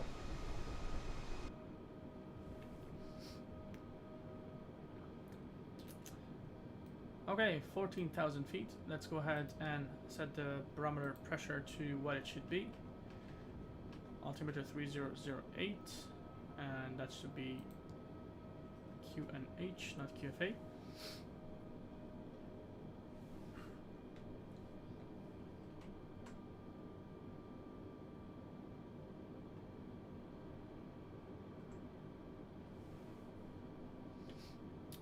So what I'm gonna try to do, Mr. Crips, I know that you're still here. Looks like you're still here, or whoever is here. What I'm trying to do is actually I'm gonna try to get a camera, a webcam, that I'm going to add, and so that you guys can see me in the future. I don't know where I'm going to be able to do that, but I'm surely taking a look at that as soon as possible. So hopefully we can provide you with more entertainment. You'll be able to see my face. And in the meantime, while we're waiting for ATC to clear us down to lower altitudes, let's go ahead and take a look at another subject here on the forums. Ground textures are just plain ugly right now. Okay, who's saying that? Come on, man. I've always saying that the simulator looks very beautiful, and now people are complaining that it doesn't look good. Jack Reedy says, earlier when VFR I could see my own house and ground texture was superb and sharp. Now they're all blurred and low resolution. It just sucks. I bought my premium and I regret. Could you dear developers get our land textures back? I have very good internet connection, plus all on ultra and good gaming rig. So it's not the case. Like I said earlier, it was a pleasure to fly.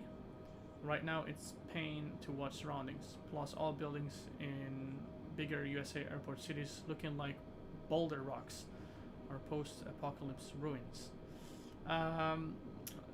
Dude, after you have updated your sim to the latest version, what you should have done to make sure that it works properly is to reset or clear the cache.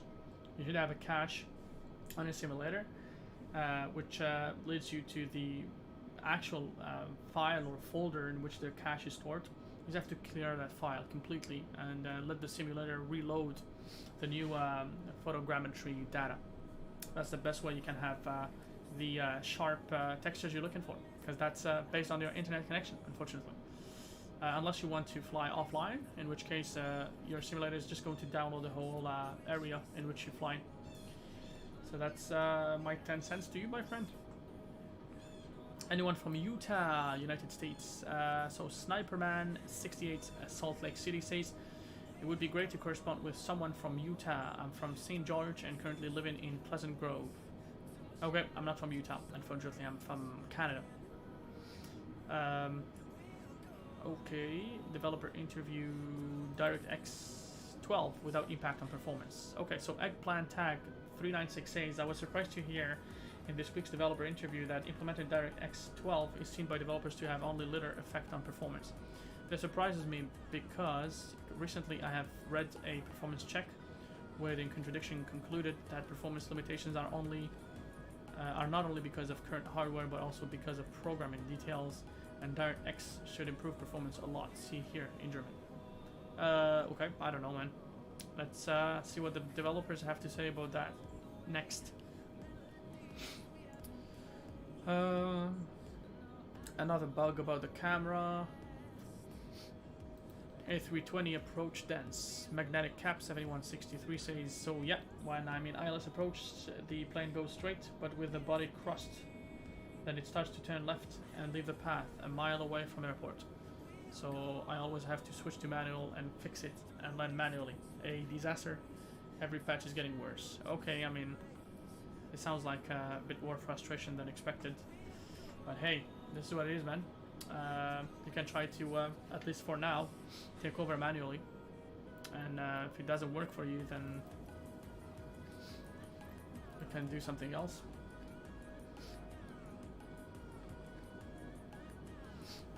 Alright, so we're getting closer to the coastline. And guys, you gotta look at how rich the scenery is in this area. Oof. Oof. What did just happen here? I think my weather just went to poop. Yep. If the altimeter goes 29992, it means... No, there was just a crazy turbulence. I think the weather just got updated right now. And that actually just shook the heck of my airplane. Okay, possible. We've got a couple of passengers yelling on the back.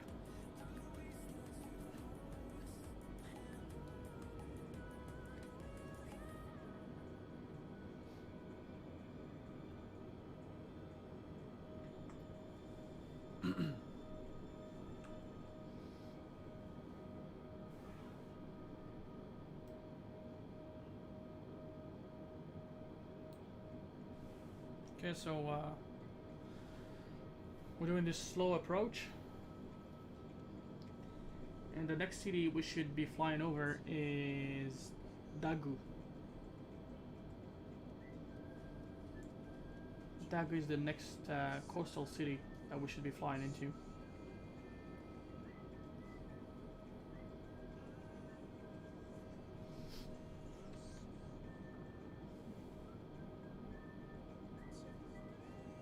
Yeah, it looks like I'm going straight to Alpha 441, which you can see here. So we're still 85 nautical miles from that location. So I'm curious to see when we're supposed to turn. Okay, I see.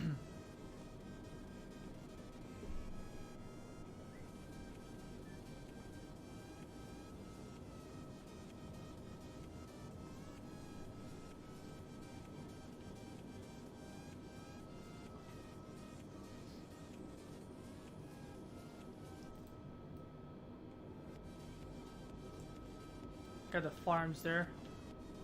This looks like a couple of farmlands. And then this is a canal. Looks like an artificial canal that comes all the way from the city to the ocean. And what else do we have?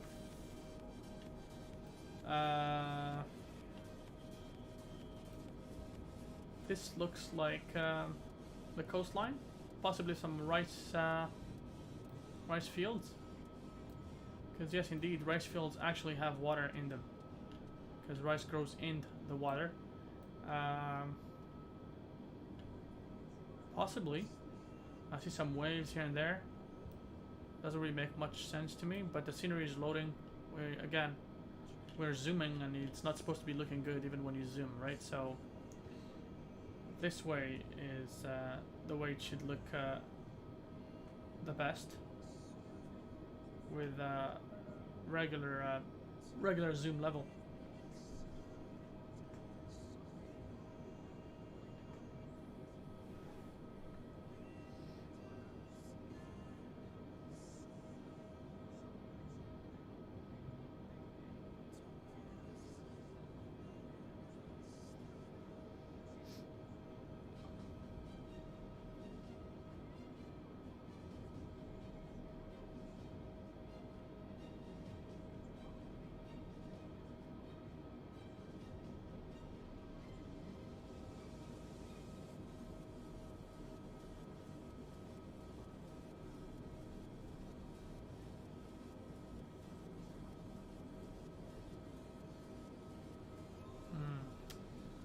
see, it looks like they're going to clear me for a lower altitude only later on.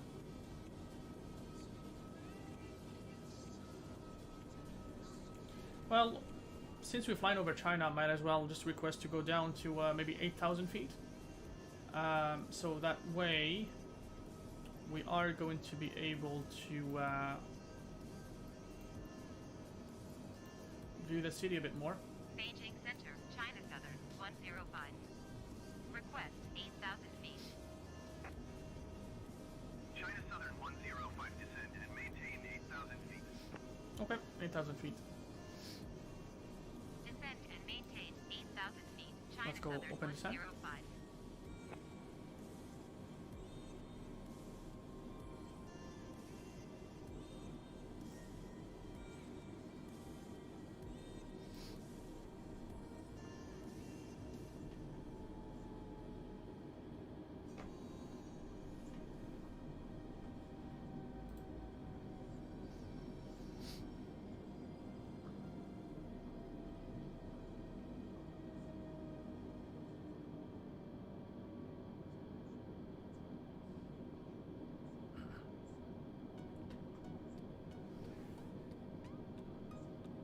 Our speed is okay, we're below 250. Maybe we should extend the spoilers a little bit.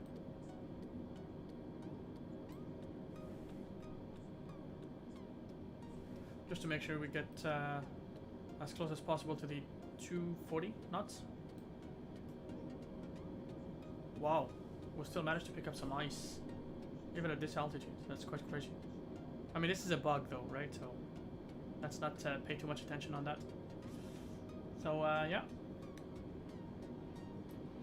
let's visualize the Chinese territory.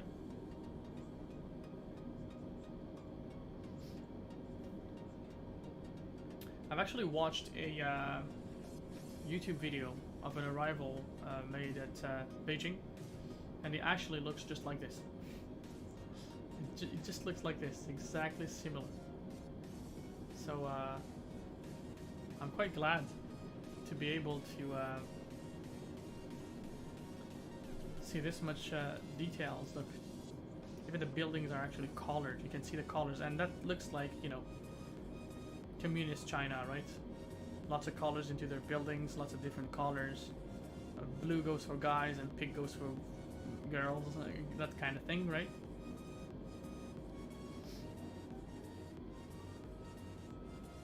But it's really beautiful. I love it. So it looks like we're hitting the 8,000 feet altitude. Let's go back and we're going to arm our spoilers ahead of time here, because it looks like we're going to be preparing a descent very soon. And in the meantime, I'll let you look at the view here. Maybe a little higher here so we can have a bit more details of the whole thing. Looks like we have one airport already we're going to be flying by. Now it looks like the ortho is oof, shaking again. What the heck was that, man? Yeah, so they're having some gustings. Some gusting, man. No, we are still alive. We're all still alive. We are all still alive. We're all good. It's just a matter of my airplane going crazy. Or maybe the wind's going crazy on us.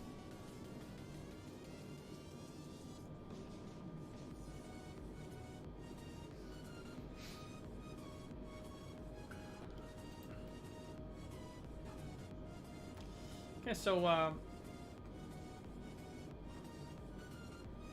I think we can turn the music off. In-flight music goes off.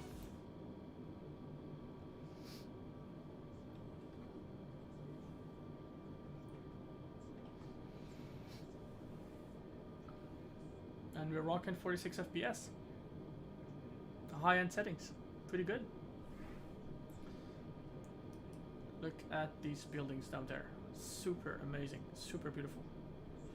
I think there's a problem with the height of the buildings, because to the best of my understanding, in China the buildings are way, way higher, especially in Beijing. Come on, the capital. The capital, man. These buildings look a lot smaller than what they should look like, I guess. I mean, I haven't tried to see any other cities, but this is what I think is the situation here.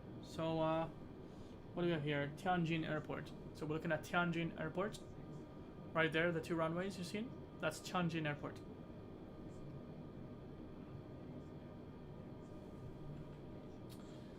And we are slowly, yeah, switching the view to the other side, where we can see some good farmlands and, you know, some nice buildings all over the region here. It actually looks really, really promising, really beautiful. I mean, in 6 months, I'm pretty sure the simulator is just going to look 10 times better than it actually is right now.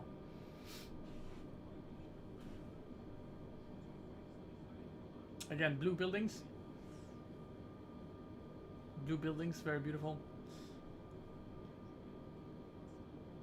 Quite great. I think blue buildings are more like factories and stuff like that, right?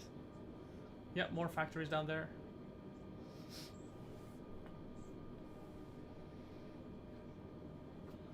And then coming up to some rice fields here.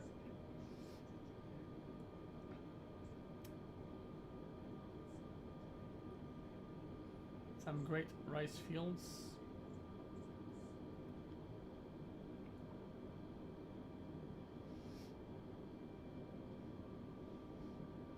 Yeah, so it looks like things are getting way too exciting, because what this is looking like is that we're going to be flying into downtown Beijing. So that's something I've never done before. When I took off last time from Beijing, I took off to the north, so I didn't have a chance to look at downtown Beijing. But according to what I heard from fellow simmers, the Beijing area looks absolutely outstanding. So let's take a look at whether what they said is true, or if it's not, or you know, if I like it or not, right? Okay, so come a little closer to the beautiful metropole. I see a lot of popping here in the scenery. I guess this is because of the last update. The simulator constantly has to load new data, right? So, I mean, it's okay. It's all good. Probably be fixing that in the future, but doesn't look like a big problem for me right now. As long as I can get very close to, what? Look at this. 47 FPS? It's pretty good.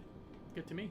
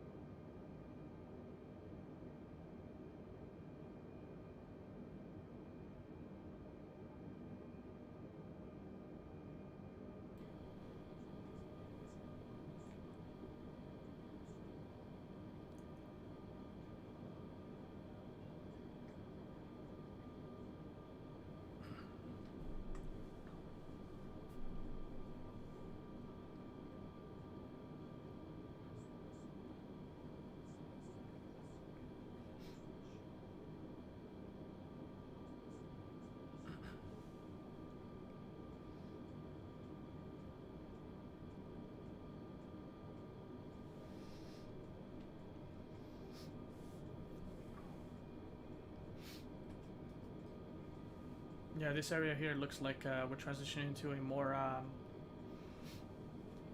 current orthophoto area. Yeah, you can clearly see the markings. I mean, not the markings, but the difference of color between the tile on the right side and the new one that I'm getting into. But still, I mean, this is a small artifact. I don't.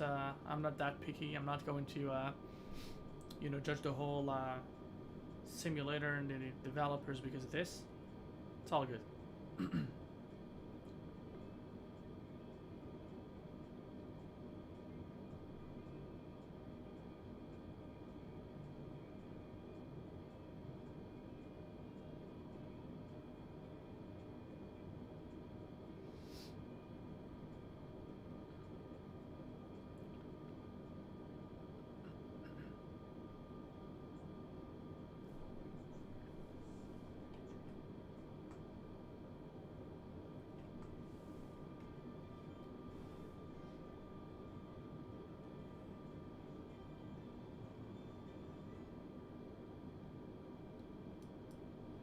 We can see the shadow reflection of our airplane on the ground, which is great.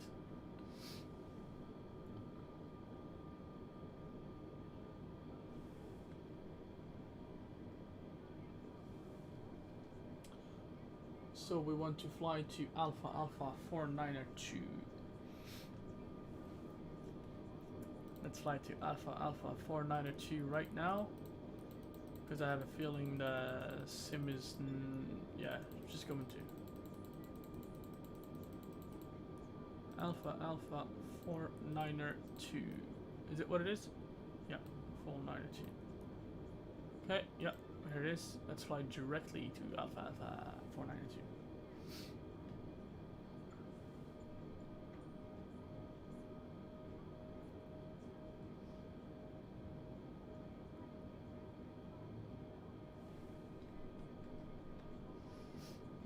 Altimeter has changed, indeed.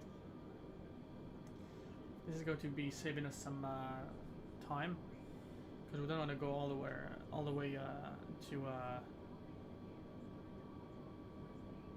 I guess actually we were going to fly over Beijing, and then do a left turn to the airport. But this way we're going to be able to fly not through Beijing, but we're going to still be able to see, have an overlook at the whole Chaoyang area and the Tongzhou, Chaoyang, Tongzhou, and Beijing.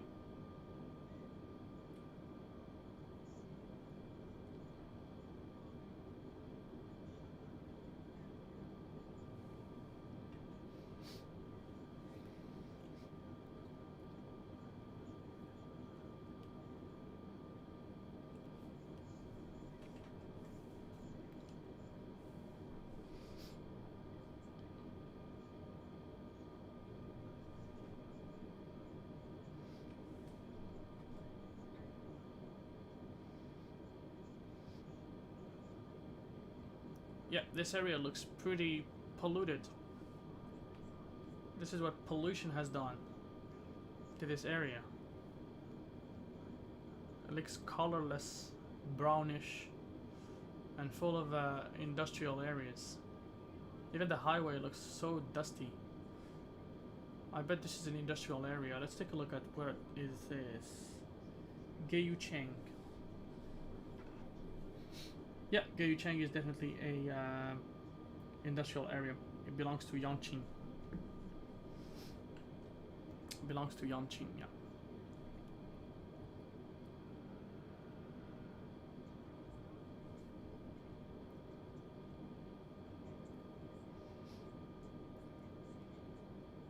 So yeah, bottom line, I'm liking this little entry, very slow entry into Beijing International. Huge airport. Once again, huge airport, guys. Mr. Cripps and all the viewers watching right now, this airport is huge, my friend.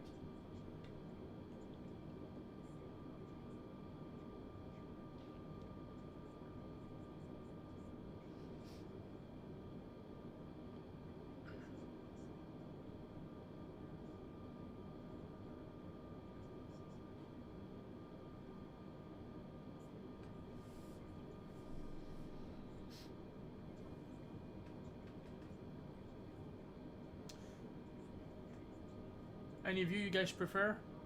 Because I run out of views.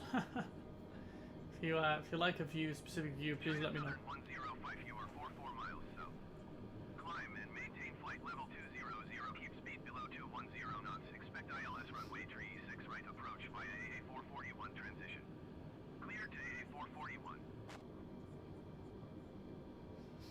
Okay, so that's a glitch. Maintain flight level 200.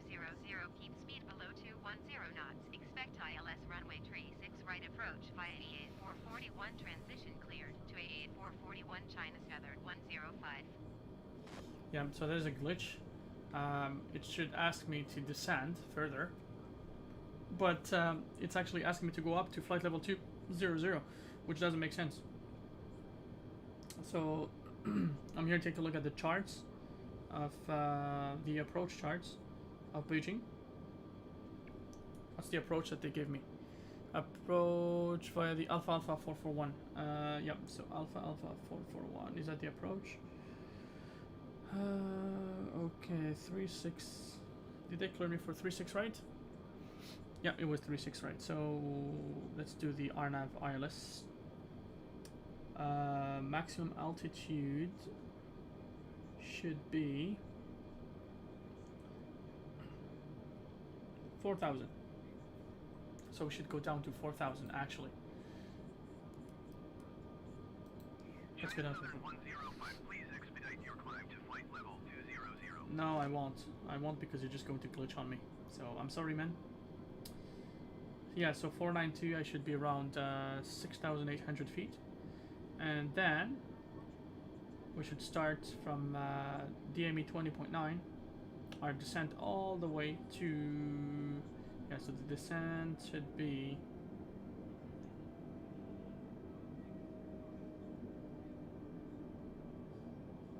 descent angle should be 3 degrees. It's obviously going to be an ILS, so let's just do an ILS, man. Let's just do an ILS, my friends.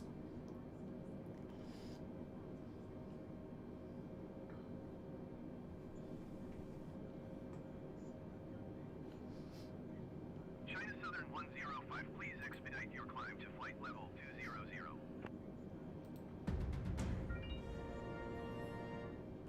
Oh, John donated $64. Thank you very much, sir. Thank you, much appreciated. Thank you very much for the donation. Much appreciated. Thank you for watching the stream. Contact Beijing approach on 125.8. Going to ONE 25.8 China Southern 105. Beijing approach China Southern 105 is climbing through 5,500 First donation of the day. feet for flight level 200. That's quite amazing. 105 Beijing approach continue to AA 441 as planned. Altimeter tree 0.10.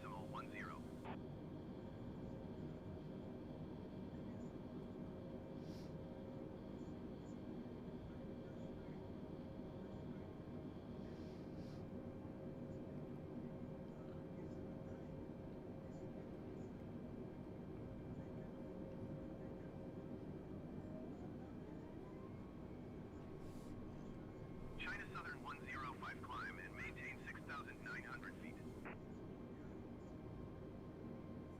Climb and maintain 6,900 feet. China Southern 105.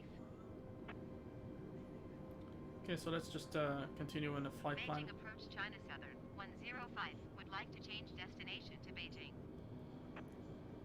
China Southern 105 is cleared to Bravo Echo India Juliet India November Golf Charlie Alpha Papa India Tango Alpha Lima Airport as filed. Squawk 1042.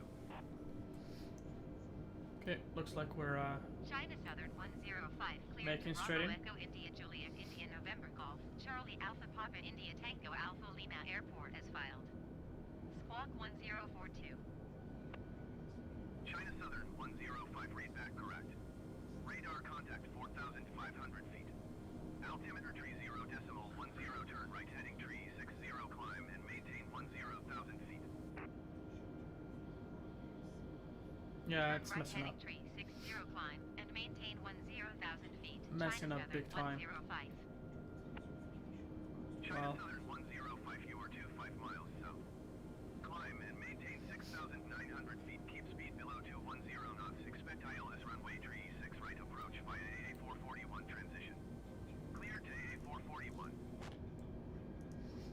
Let's lower the Climb and maintain 6,900 feet. Keep speed below 210 knots. Expect Whoa, ILS whoa, runway whoa, tree whoa, 6 whoa. right approach via EA 441 transition cleared to A441. See, the airplane is 105. trying to go up when we're actually looking to go down. Landing lights go on. All the lights be turned on just to make sure we're ready for landing. So where's our runway? I don't see the runway yet. 36 right should be the one on the right. Yeah, so it's going to be the 36 right. Okay, looks like we're slowly coming very close to the airport. Here's Beijing, guys.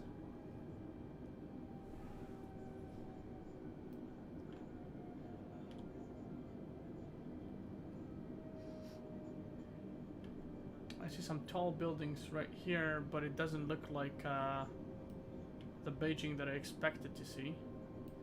Yeah, definitely a problem with building size. Definitely a problem with building size.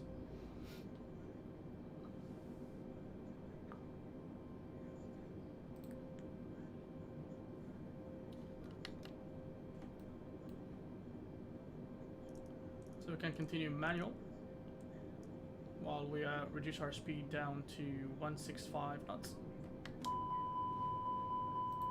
It's all good. Don't panic, my friend. Don't panic. China Southern 105, you are 17 miles south of Bravo Echo India Julia India November Golf Charlie Alpha Papa India Tango Alpha Lima. Contact Beijing Tower on 118.5 when inbound. Tower on 118.5. China Southern 105. Okay, you're down. Beijing Tower, China And continue Southern manual. 105, 16 miles. South inbound ILS runway 36 right. Gonna try to catch the localizer China Southern 105. and follow the magenta lines. Cleared ILS runway 36 right approach. Altimeter tree 0.10 wind tree 27 at 22. So what do we say for the landing rate? 36 right approach. China Southern 105. Please enter your vote. Let us know how much you think is going to be the landing rate for me, and then we'll go from there.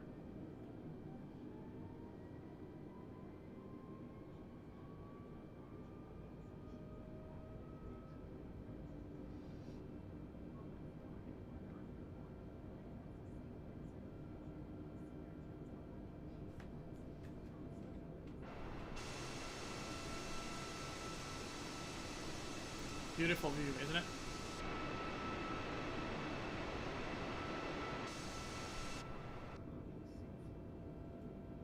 Yeah, all the buildings you're looking at right now, they normally should be taller, much taller than they actually are right now. So it's possibly why. I mean, this is possibly something that needs to be fixed. I guess with a mod or some kind of scenery add-on that can be added to the simulator. So there we go, guys. This is the airport.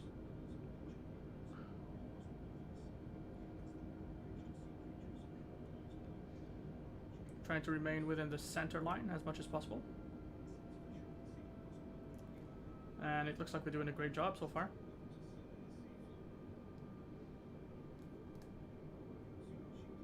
Oh yeah, that's downtown Beijing. Obviously the building's a little too far, so because of my settings, we're not going to be able to see everything from here, but probably when we do our departure we try to fly over that area and take a look at what we can get. Obviously Microsoft also is an American company, and China is not right now is not the best friend of America, so so let's be realistic, right? So we have some data here that is probably outdated. Buildings look great though. They look smaller, but they look great.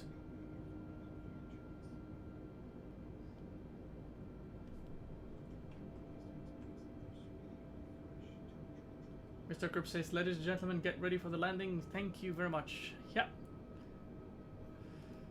Absolutely, my friend, absolutely.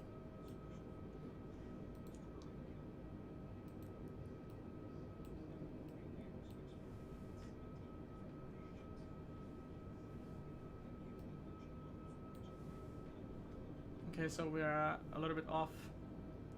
Let's catch it back.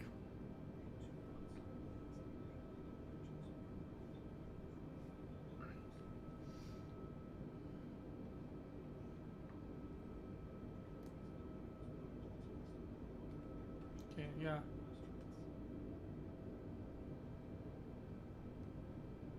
Seems to look great. At least, China Southern 105, clear to land runway 36 right. okay, we have been cleared to land. 7 at 22. Mr. Cripps, listen to this.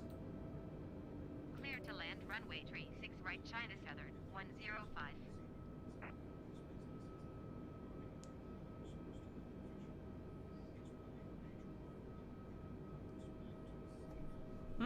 Does it work? Let's do it one more time. Alright. Alright, cabin crew, please take your seats for landing. Obviously, there's something strange with the sim right now, but we are actually descending at a normal rate.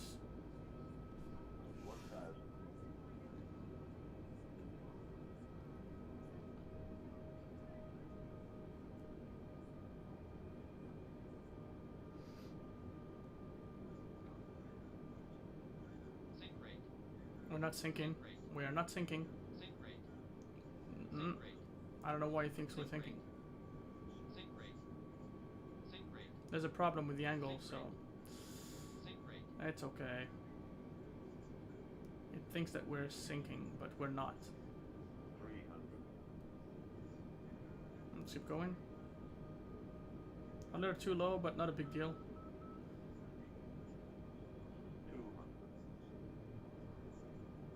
There you go. Beijing, my friends. 100, 60, 50, 40, 30.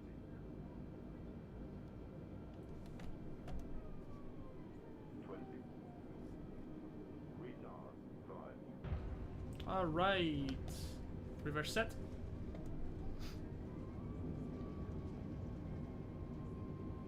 It slid off the center line, but we have landed it right on the money. 80 knots. Reverse is off.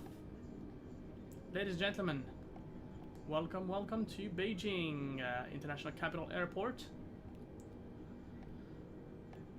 There's another airport called Dashing, but that airport is yet to be released. We're gonna have to wait. It doesn't exist in the sim, China so Southern 105, turn next taxiway. what shall we do, my friends? What shall we do?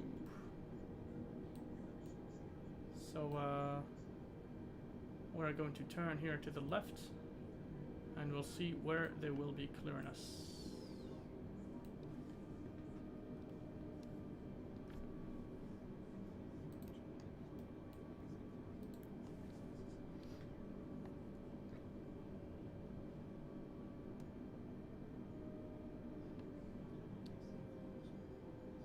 All right, ladies and gentlemen, welcome, welcome, welcome to Beijing International, where we are turning off the runway, taking the high-speed taxiway, and the lights go off, wing lights go off, and taxi lights will remain on.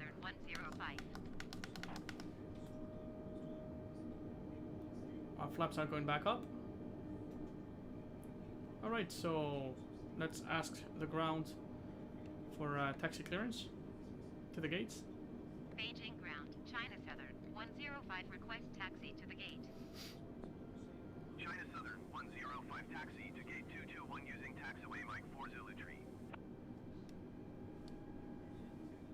Taxiing to gate 221 using taxiway Mike 4 Zulu Tree, China Southern 105. Okay, here's our gate, so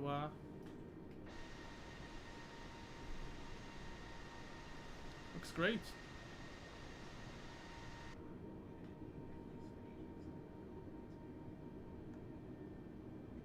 It's kind of getting me interested to look at all the liveries that we have here and seeing what can be offered to us. So it looks like we have an Alaska Airlines here. I don't think they really fly to China from Alaska, but You never know, eh? Then we have, what is that? The red one, is that Virgin something? No? No, Lion Air, Indonesia. That could be a real flight. Yeah, that could be a real one. Then we have a Boeing 747 at the gate. Actually, very close to where we're going to be parking.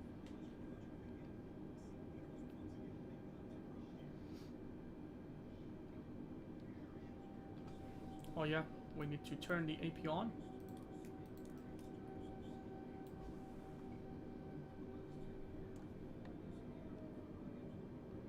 So that landing, how was it? Not my best landing, definitely, but not the worst either.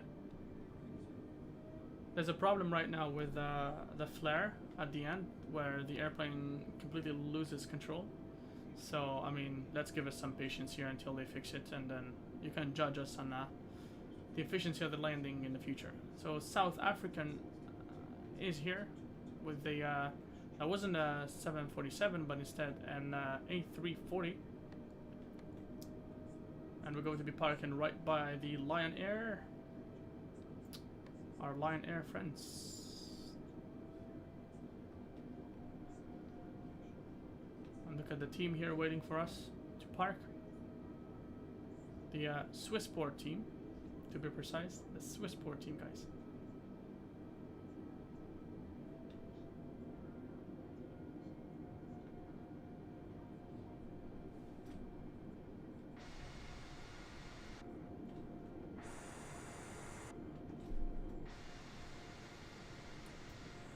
Let's try to park at the right spot.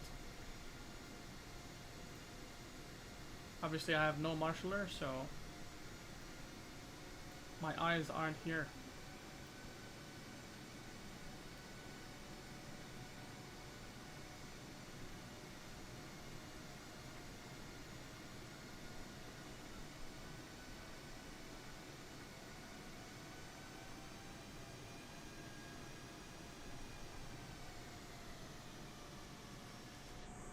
Alright, right about there.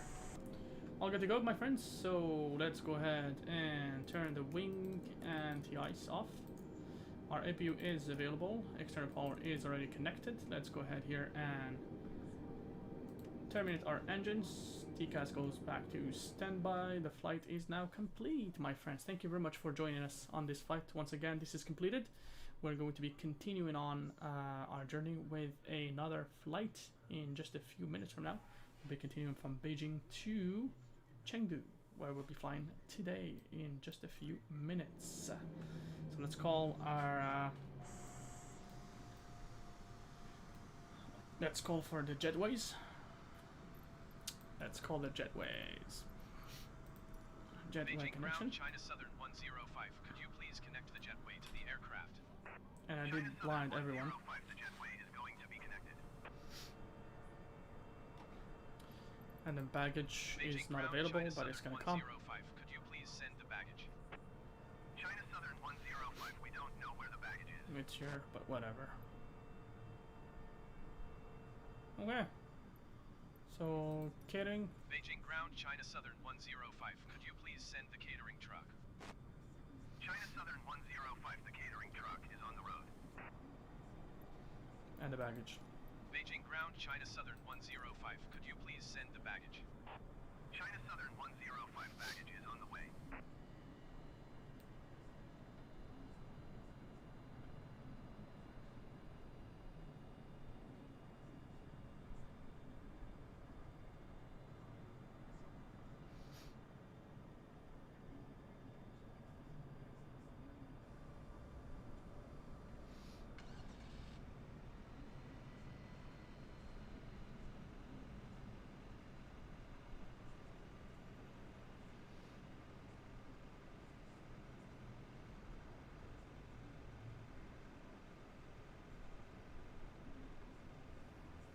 Alright, so we'll throw in the be right back screen, and we'll be right back to you in a few minutes.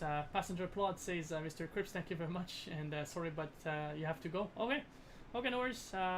So you catch up with us whenever you have a moment. The stream is still ongoing. So thank you very much again for sticking by, my friend Crips from Algeria, and you have yourself a good end of your day. Thank you, sir.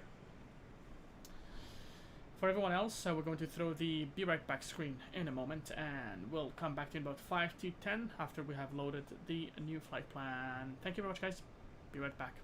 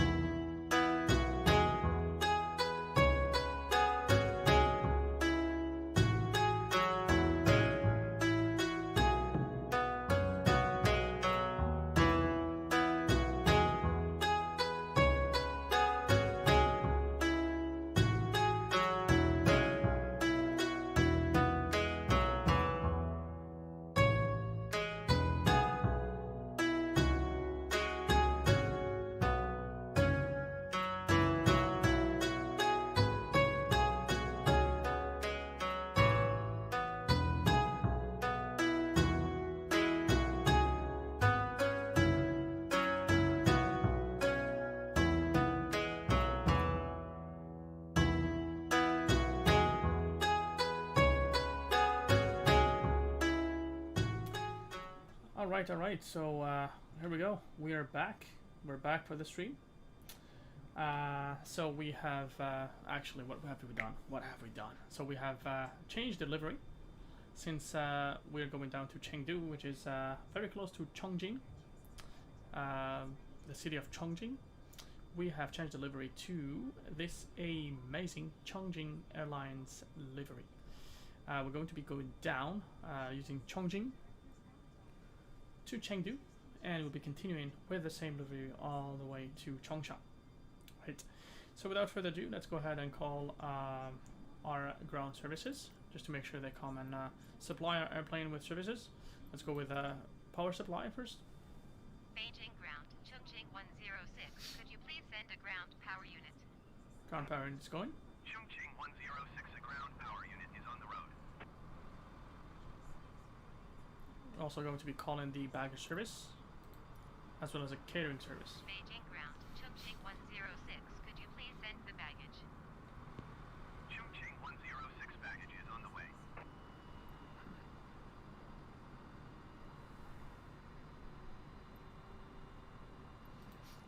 Let's go for catering. Beijing ground, Chongqing 106.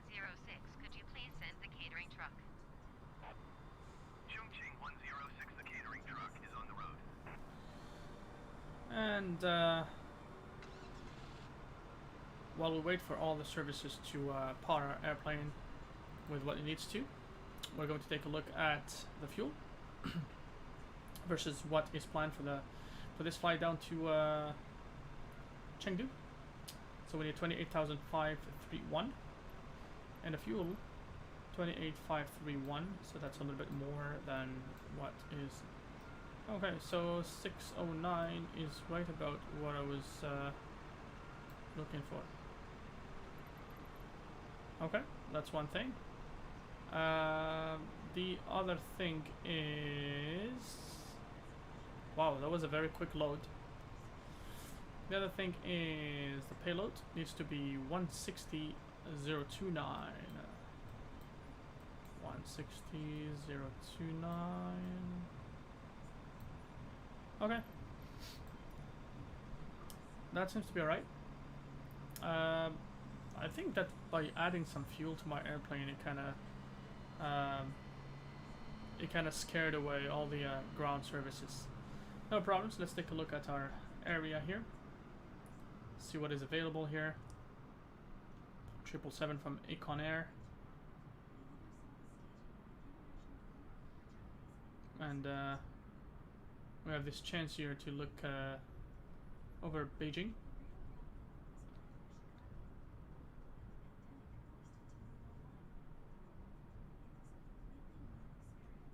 Which is actually outstanding here. I mean, we'll get a chance to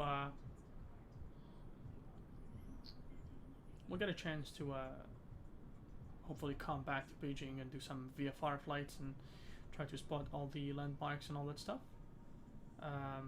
There's actually, I believe, there's a landmark in Beijing right now. It's called the Lost City or something. The Lost City. Yeah, look at that. Quite beautiful, eh? And tell me about the sunshine we're getting, my friends. Tell me about the sunshine we're receiving. Quite sunny day.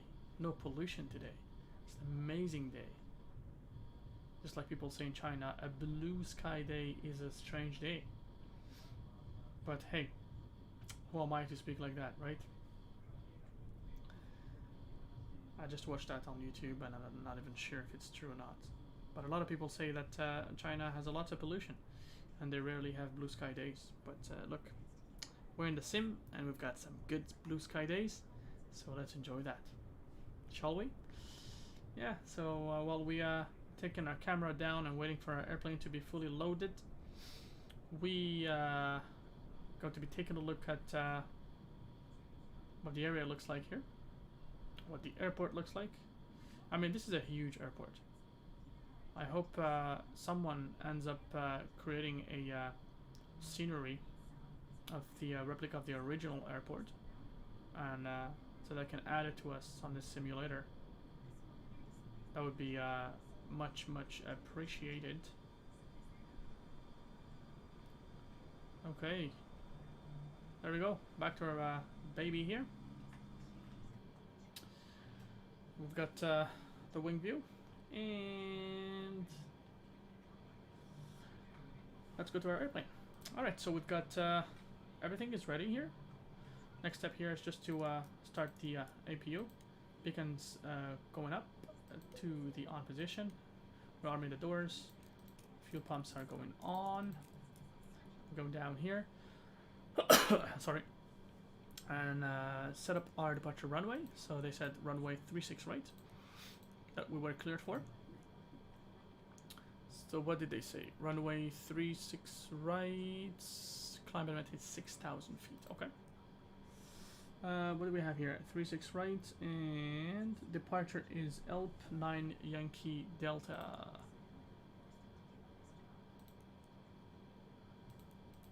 Three six right. Yankee Delta. This one here. You can take this one. Okay, let's insert that. Seems he doesn't want to take it, but whatever. Whatever. Predicted arrival should be runway 2 right in Chengdu. Let's do a 2 Yankee. And our arrival should be Pan 9 Juliet. Pan 9 Juliet. Alright. Let's take that. Perfect. All good. Let's go to the perfs. As usual, we're just going to go 129 here. We'll go 135 here. And we go 142 here. This is my numbers. Just to make sure that we have a proper takeoff. Flaps go to 1. And since temperature right now is 18, we can go 45 on the flex. Okay. Looks like the airplane is all almost ready for departure. We'll go and set our departure speed to 240 knots. Just to make sure we don't go over it. Beijing We'll be clear ground, to 6,000. Chongqing 106 requesting pushback. Okay. Chongqing 106 pushback request accepted. Alright, pushback truck is coming. Here, let's take a look at our airplane from the outside.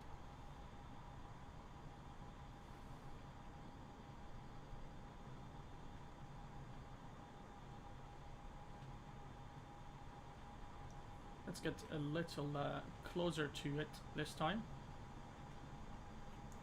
To the point that we can actually see both engines.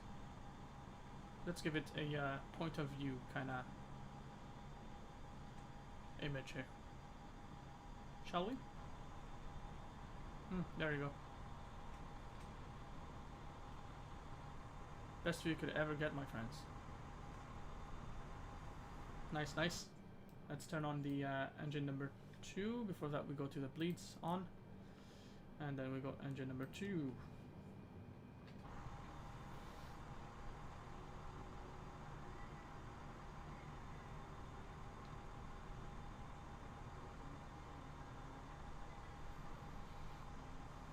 Beijing ground, Chongqing 106 requesting the end of pushback.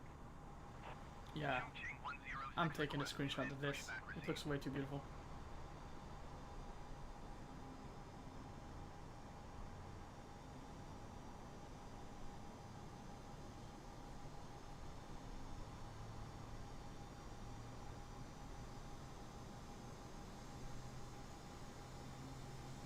Okay, so it looks like engine number 2 is starting. Let's go now to engine number 1. Go ahead and turn our TCAS on.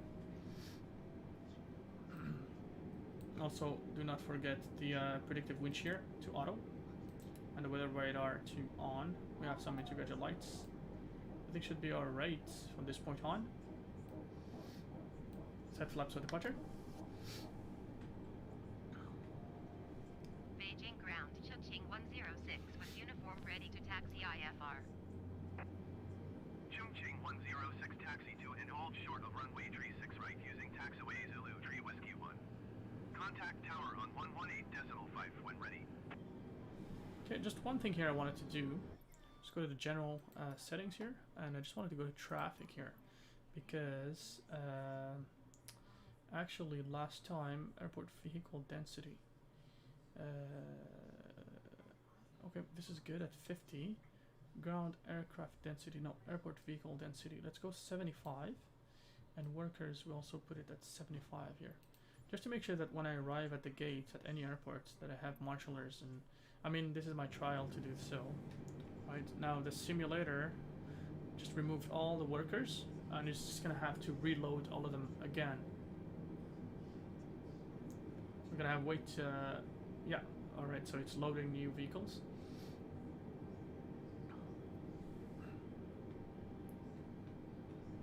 Okay, so it looks like it is loading some new vehicles here. I'm not sure if they are actually usable or if they're only here to decorate. But anyways, yeah, so it's loading here. Let's take a look at the airplane from the outside. Okay, looks like we have added the vehicles we need.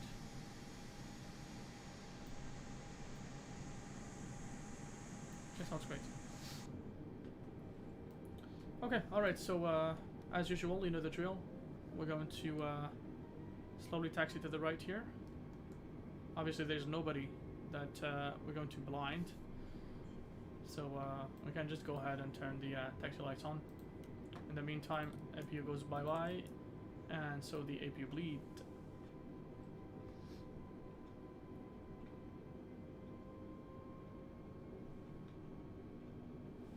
Which airline is this? I'm sure it's not Chinese. World Wings. It's a virtual airline. Okay, fair enough. With a Chinese airline on the other side.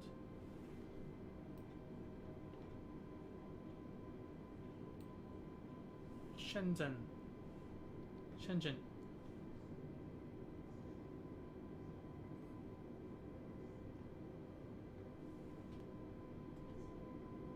Okay.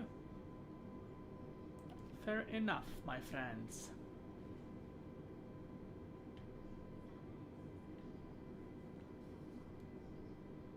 Wow, look at that beautiful A380 leaving. That's amazing. I haven't heard, it's probably an AI because I haven't, yeah, it's an AI.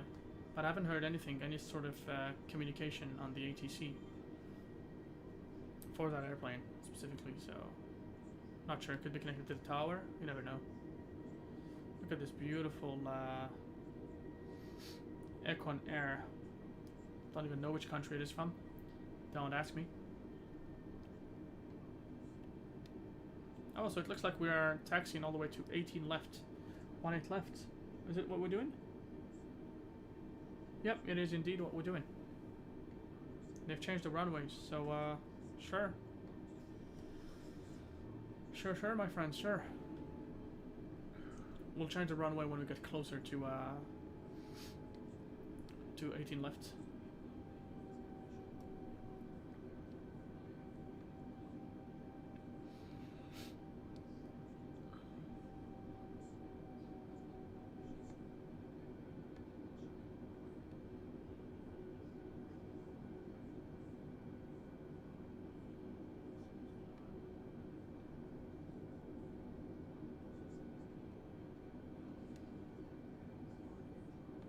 Lots of bumps here at this airport. Whoa, look at that takeoff, my friends. Look at that takeoff. Oof.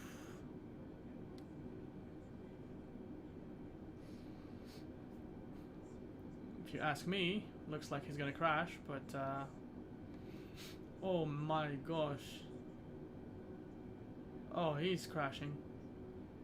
He's probably crashing.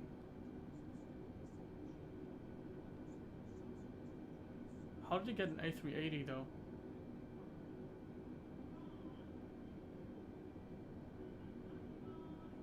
Well, there's definitely a problem with the AI.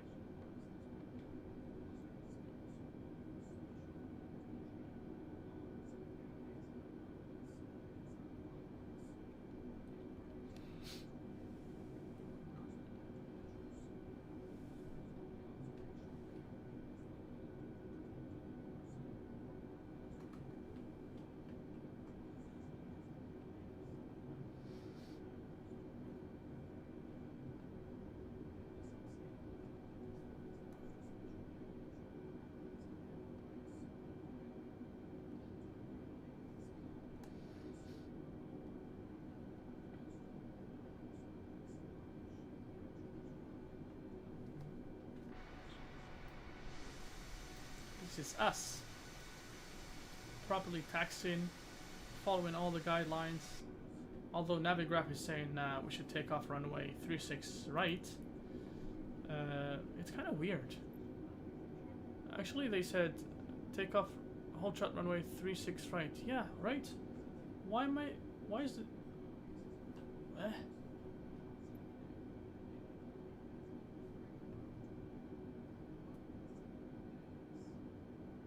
Okay, yeah, we're going to 36 right. We're indeed going to 36 right. I just don't understand why is the sim saying 18 left. It's because the 18 left is actually the opposite. You never know. You never know. This sim the sim has impenetrable ways and is absolutely mysterious.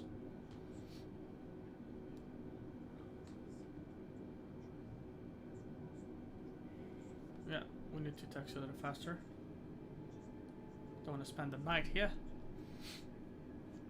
Still have yeah, we're jumping on a 3 hours flight gate to gate, right? So we are probably going to miss out on our next stream.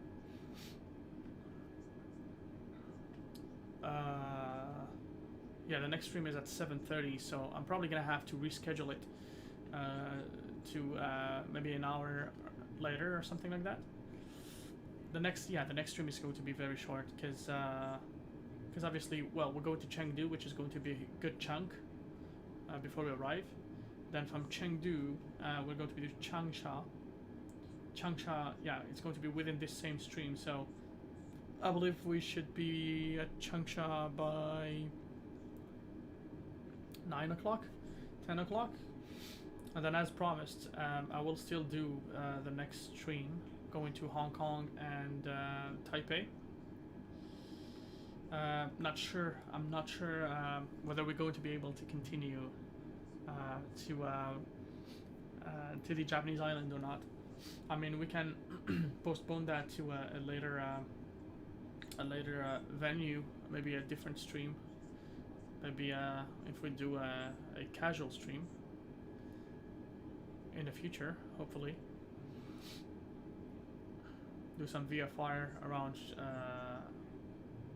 Shimonosejima in Japan. Okay, so we're getting close to the runway here. We are going, look at the Qantas 747. It's quite nice. The markings have a problem here. We'll wait for the first officer to do whatever they need to. Beijing Tower, Chongqing 106 at runway 36 right, ready for takeoff IFR to Chengdu.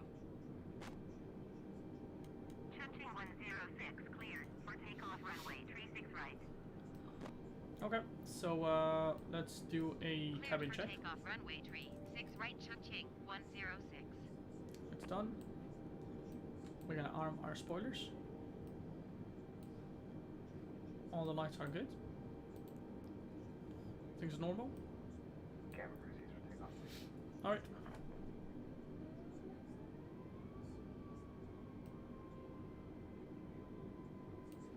Flight X goes on.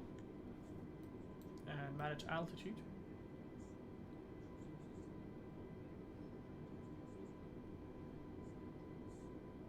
I have to backtrack the runway because it's long enough, so we should be all good.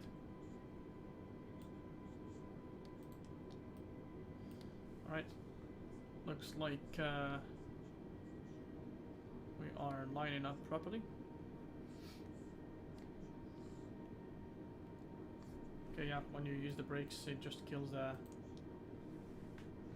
auto brakes, so power set.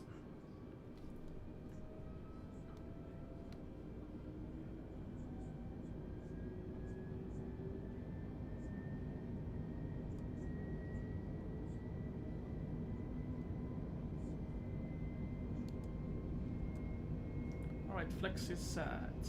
We're kind of heavy, I can feel it. At least heavier than before.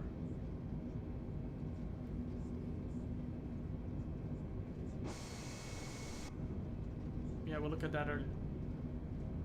Rotates.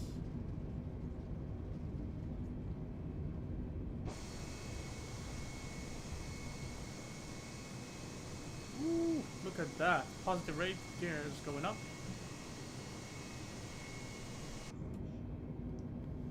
Pitch for climb.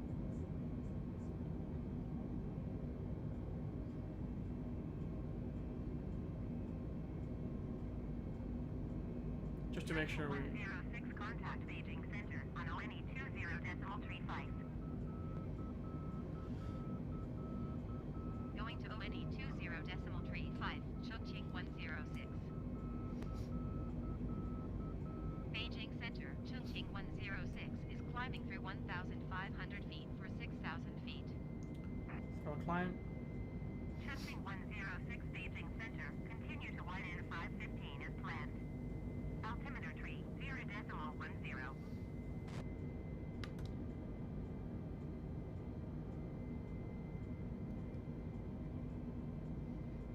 Let's get some speed. Gonna build some speed very slowly.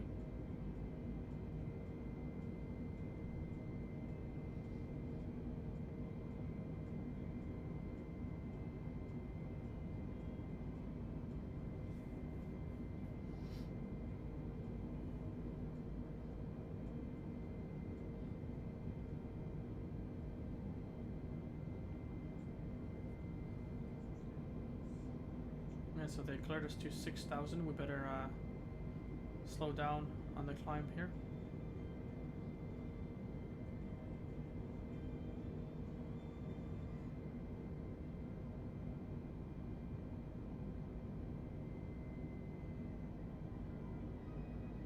Right to the right.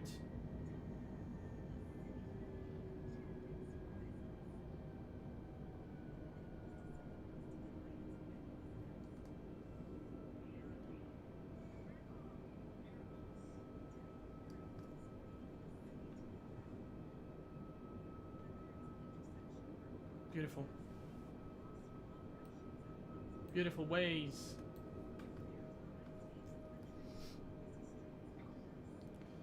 Okay, so we're still waiting for ATC to clear us to higher altitudes.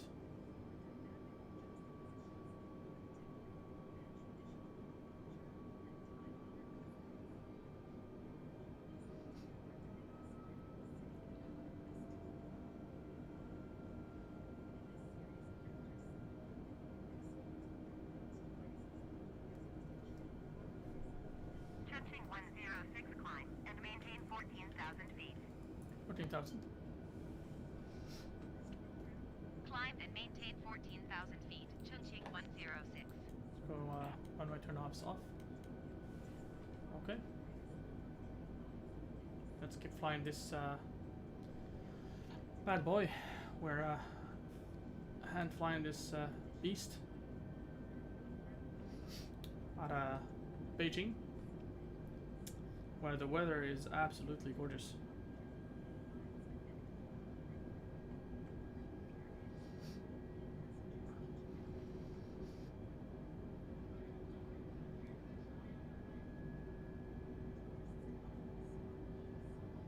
Try for 15 degrees.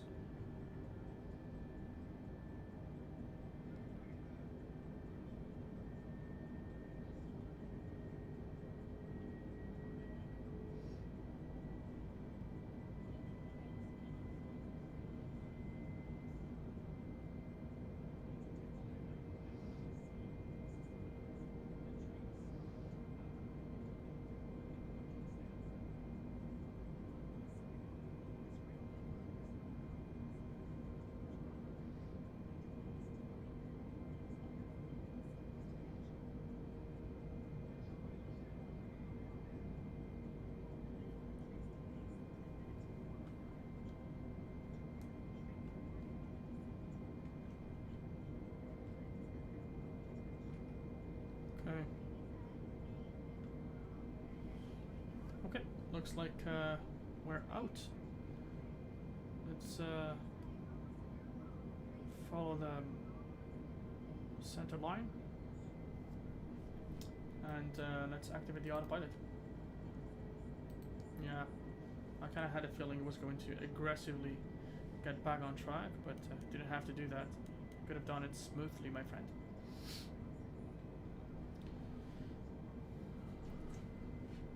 Okay, no need for seatbelts. Let's engage the anti-ice.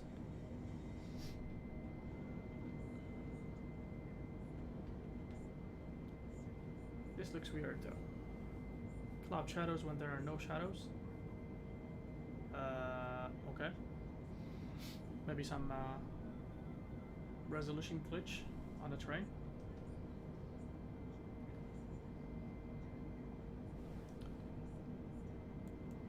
Folks, we're out.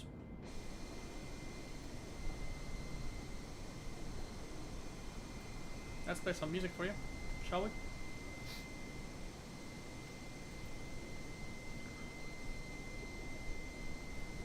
Maybe make it a little louder. It's really, it got to be louder.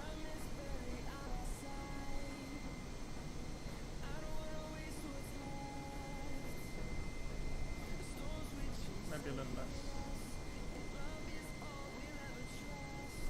Right about here.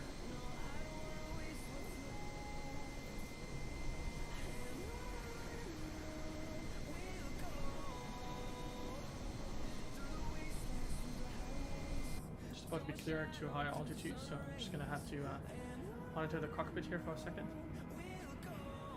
Traffic 106 climb and maintain flight level 200. 200. Climb and maintain Open flight flight. level 200. Chengdu 106.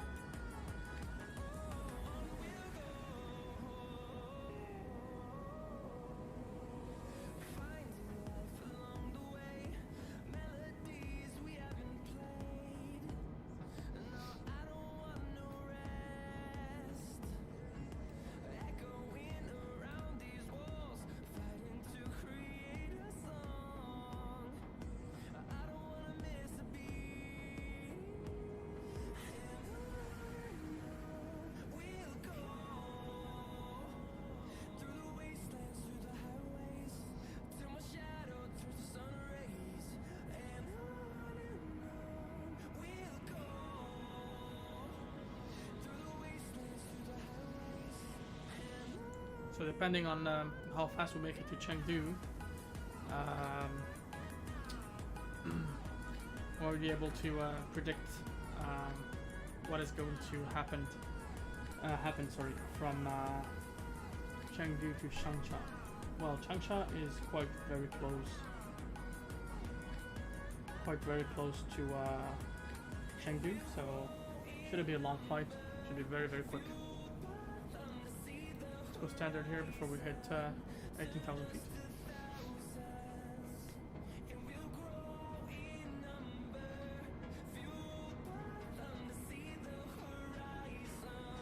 I love the water, the reflection of the sun in the water. It's quite something. It's quite something, just like reality. Look at this. With all the PBR elements and stuff. It's amazing.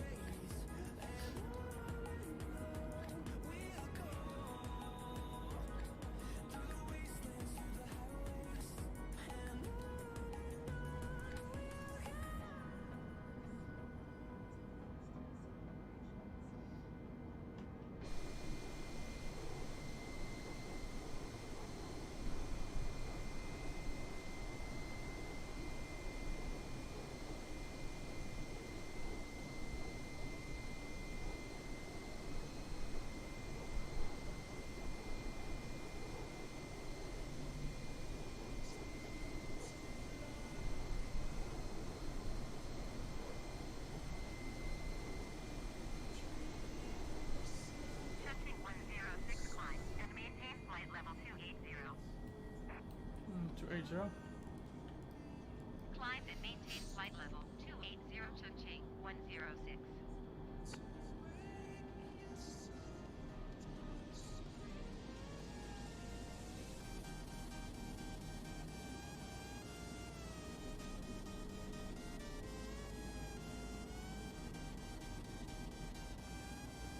Lots of popping around, eh? That's something I only noticed on this new update. Never noticed that before.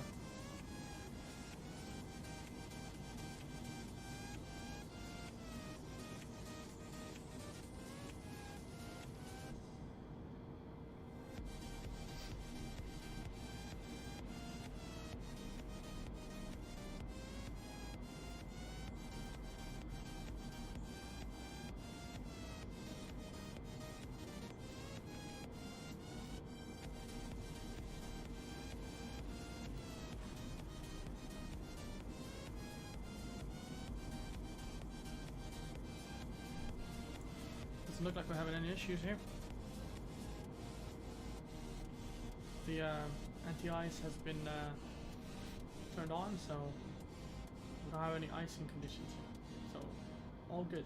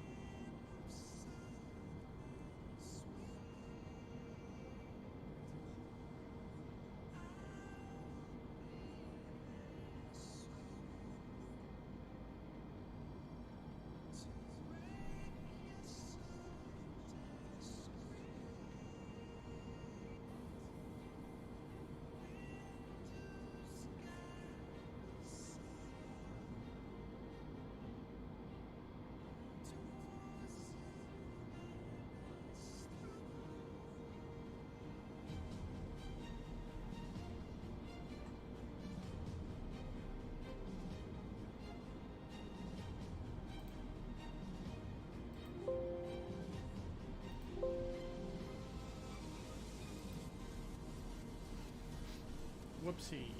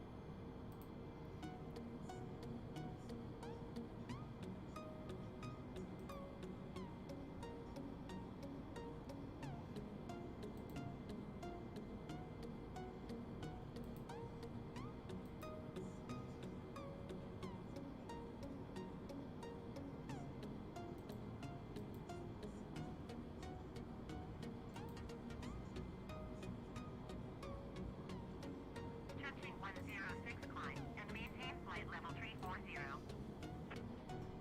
340.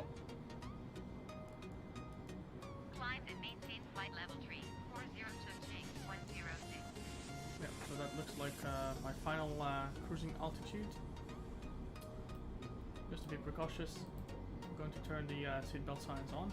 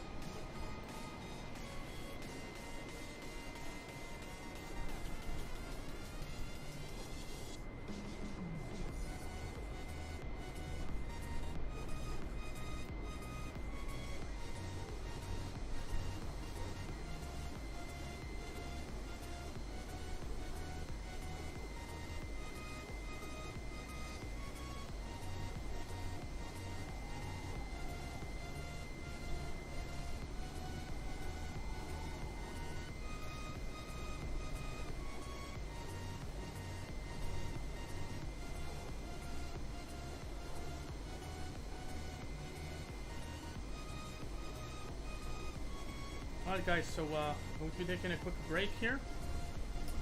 I'll let you guys watch the stream, and I'll be right back to you in a few minutes, okay? Thank you.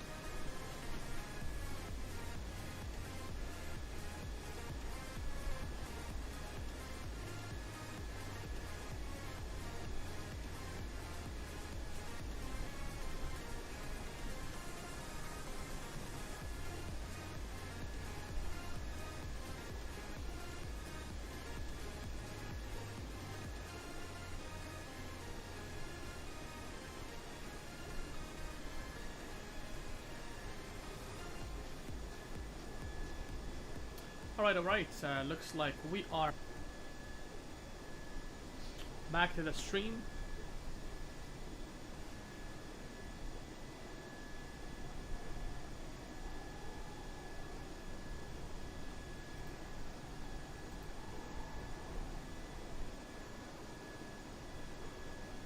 So, having a lot of textures pop in on us. Here, we're flying in the countryside of China. Let's take a look at what we have here.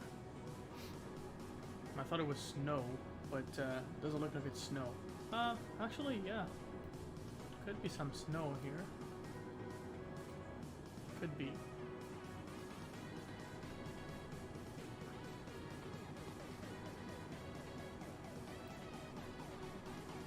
Could very well be.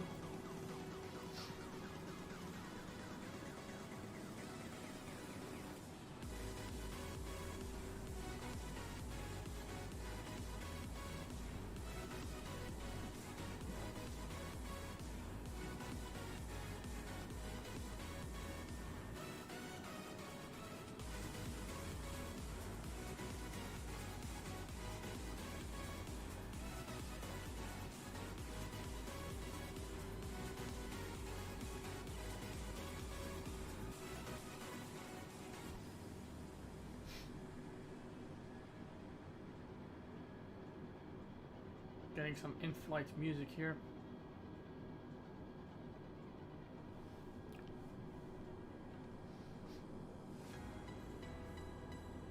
Yeah, so when did we take off?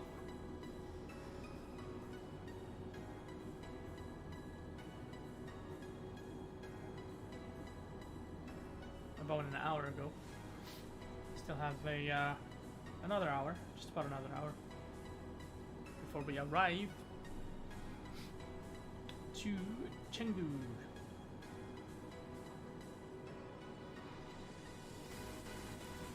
Yeah, so before I forget, I'm gonna need to go. I'm gonna have to go to my YouTube channel and say we're going to postpone the next stream, which really should have been today. Unfortunately, I'm just not going to be able to continue to Taipei. Not a big deal though. We are still going to be able to do that flight. It's just not going to be done today.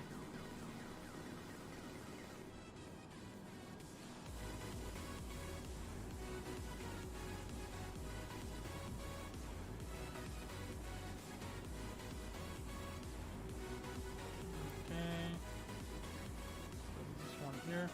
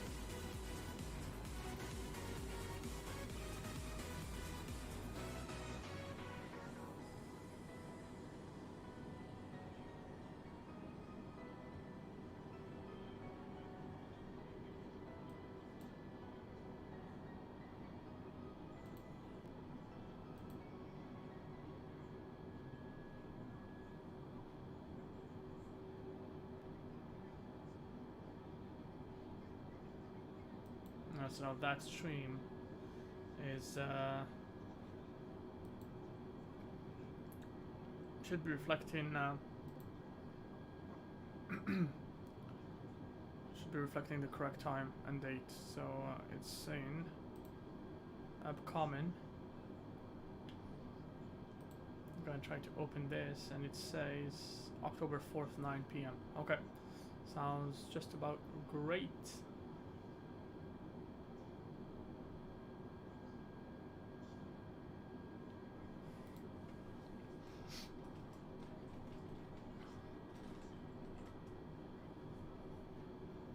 Just have a feeling that the livery of China Southern looks funky, quite funky. China Southern.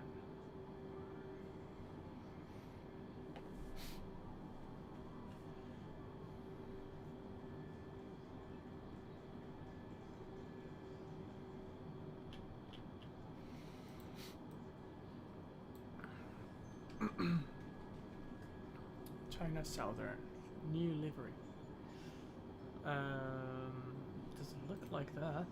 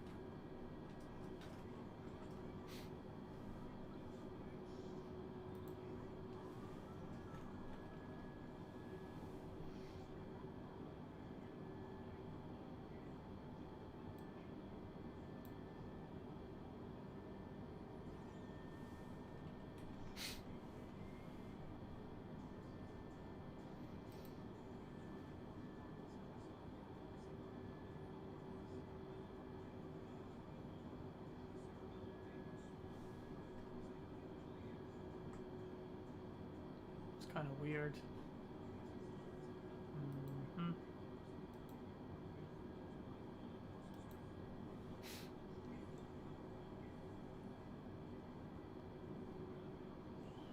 Yeah, it's a very, very posh quality. Very posh quality. The livery that we have for the China Southern is of a very posh quality. Should look much better than that, but with a model that did not pay attention to too much details.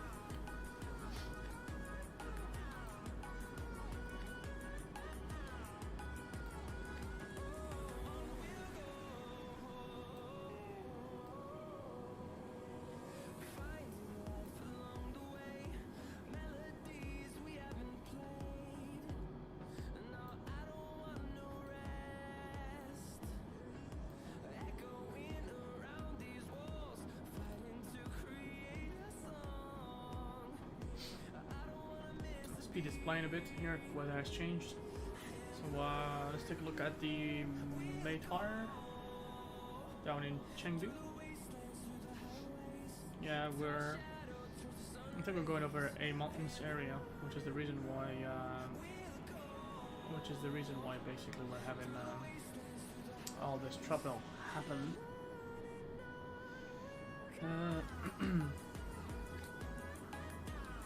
Maytar.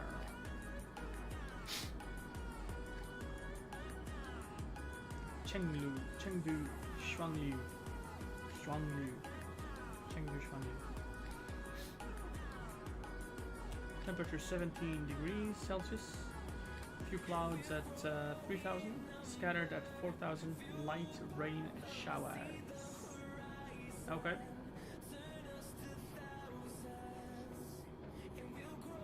And if we go to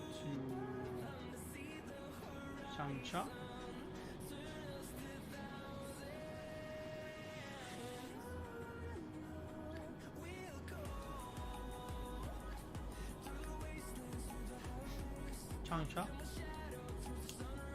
Changsha says light rain 2.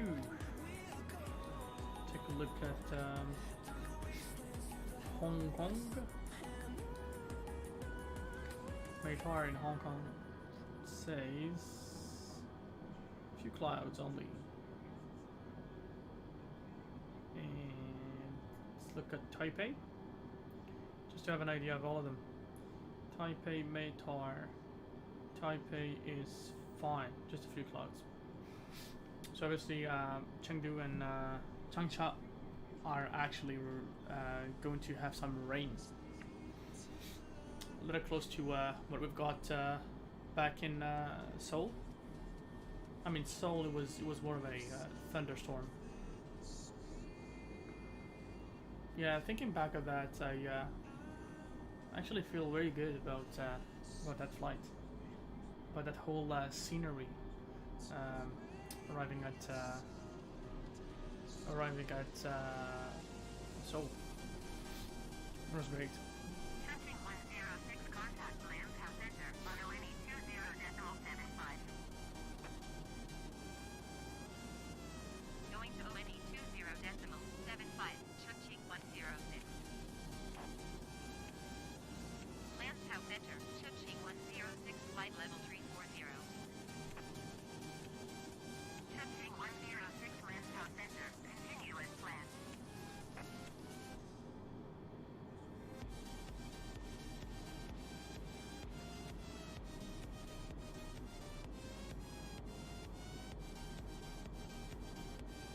Look at the beauty of this simulator. Absolutely phenomenal. Phenomenal, really.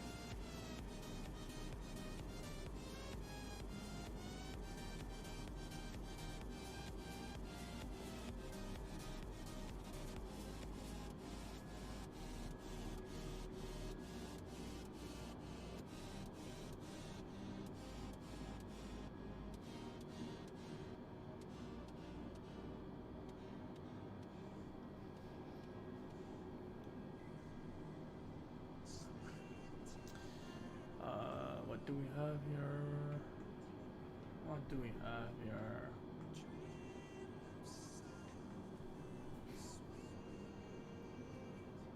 Not much.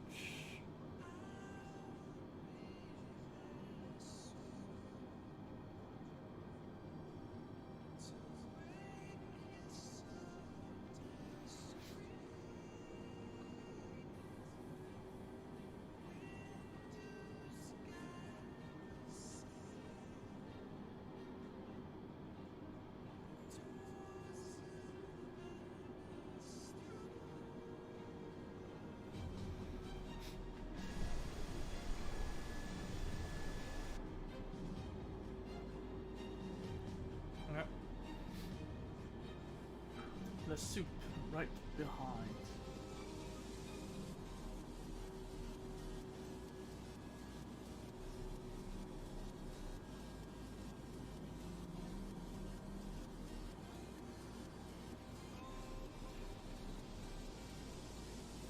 The clouds look at times weird.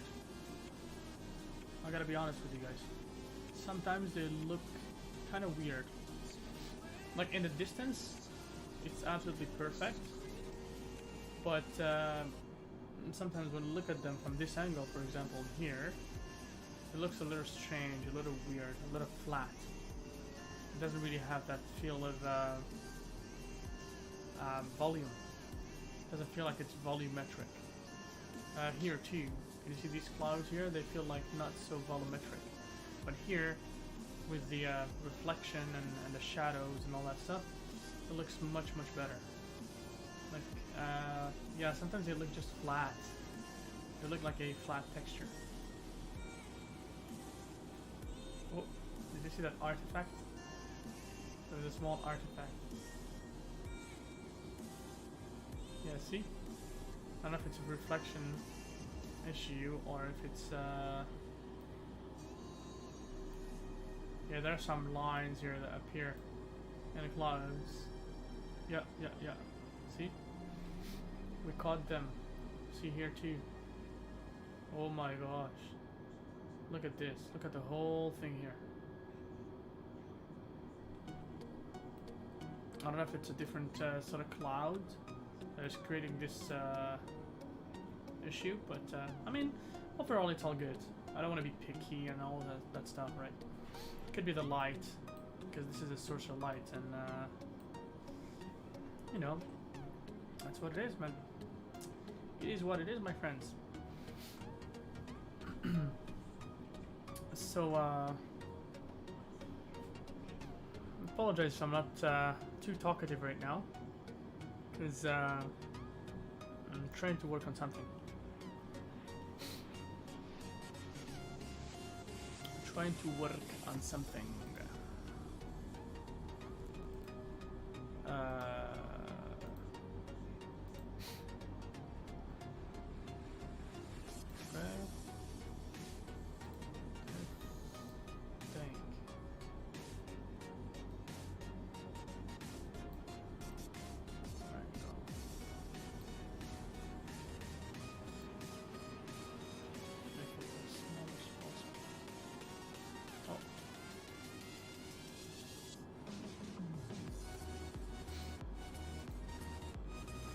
Okay.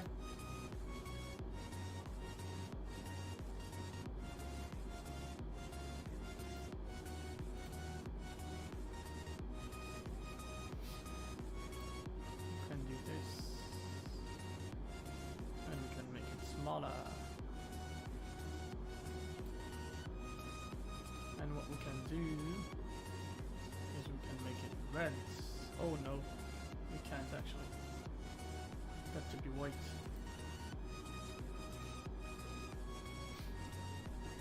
Okay, so I guess it's alright. Looks okay to me.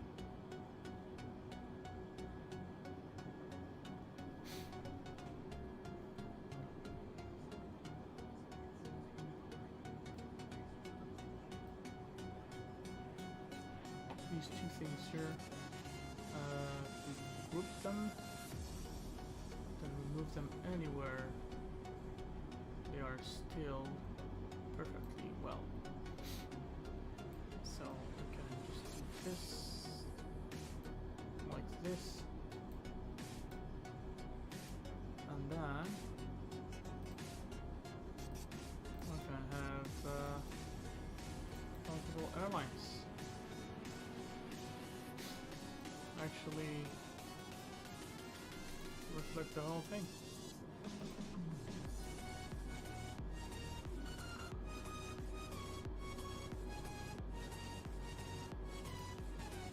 We can take this and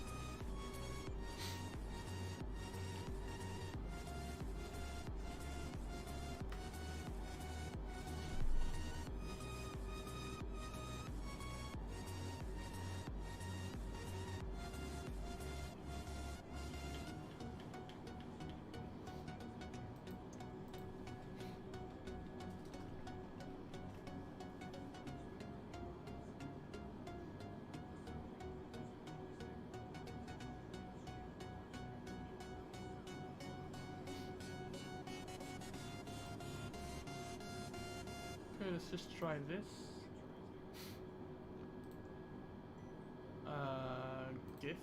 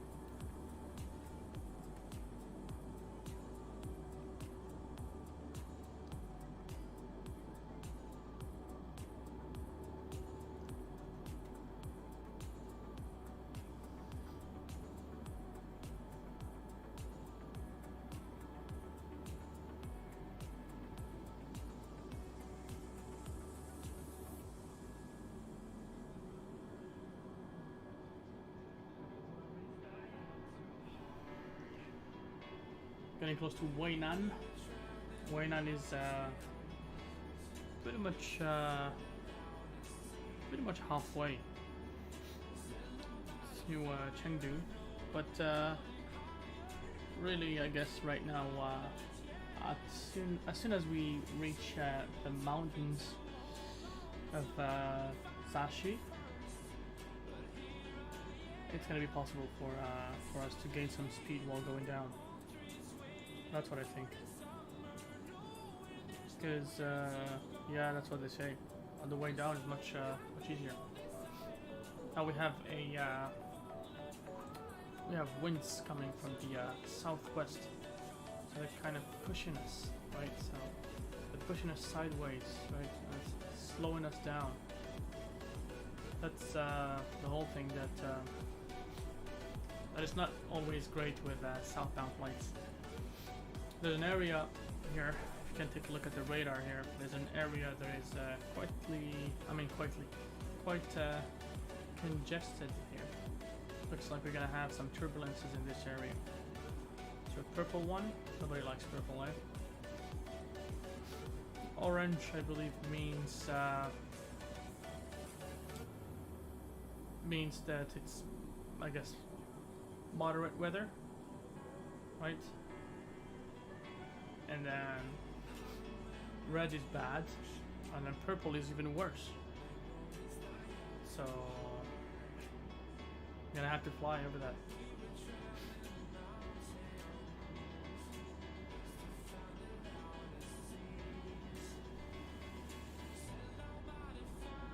I wonder if my terrain radar works.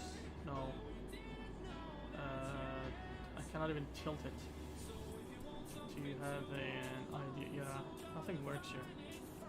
Just the predictive wind shear, and that's pretty much it.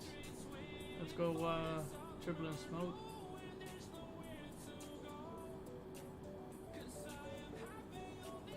Rescanned it, nothing. Let's go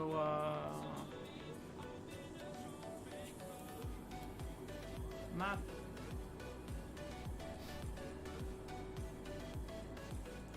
What's this map? Okay, just showing me the map. Turbulence, nope. Let's do this.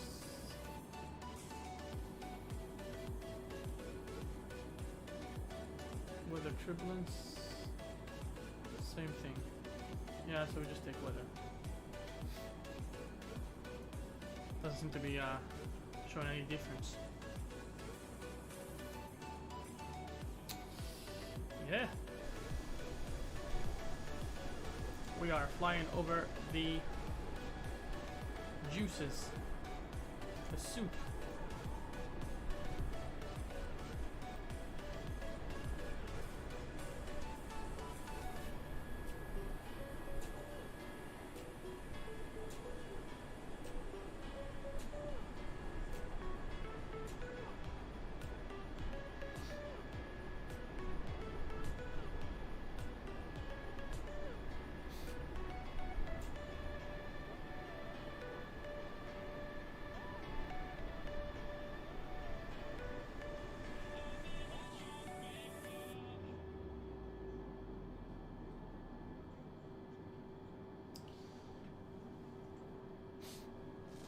Looking decent, looking decent.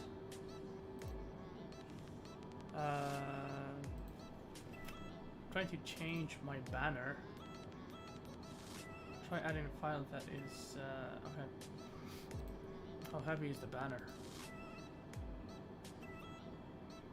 Oof. Okay, so let's try to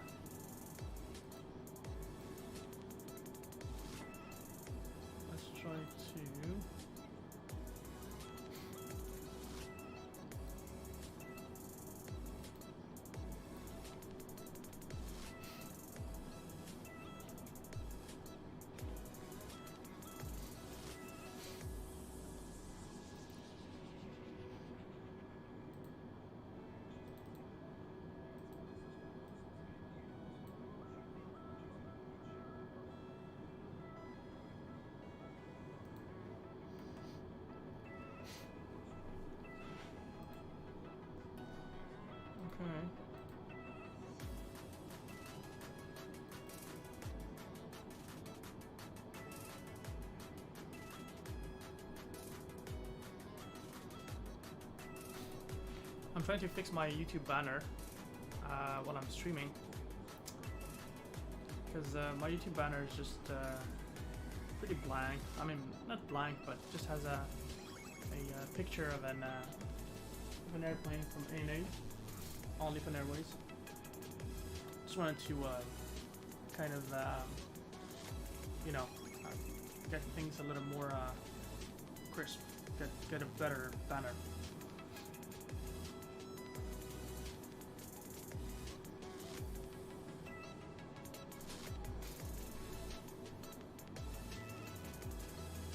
And what we can do is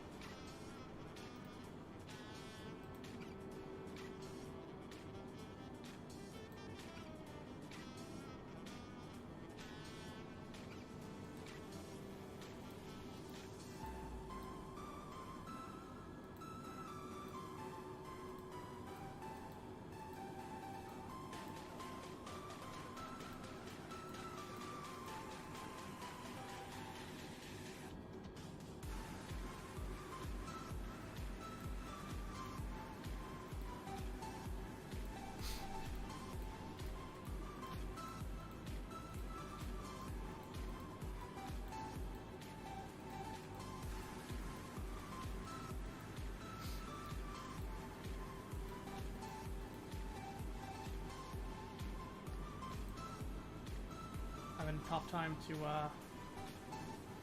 work on a design.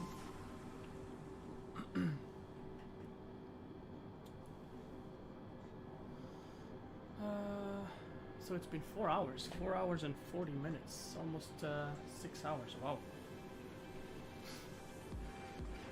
So now we should be having a yeah, still pretty much a headwind, eh? Pretty much a headwind. We are struggling pretty hard to go down, but hey, what can I say? We're going down, man. 6:48 p.m. So yeah, confirmed that we won't be able to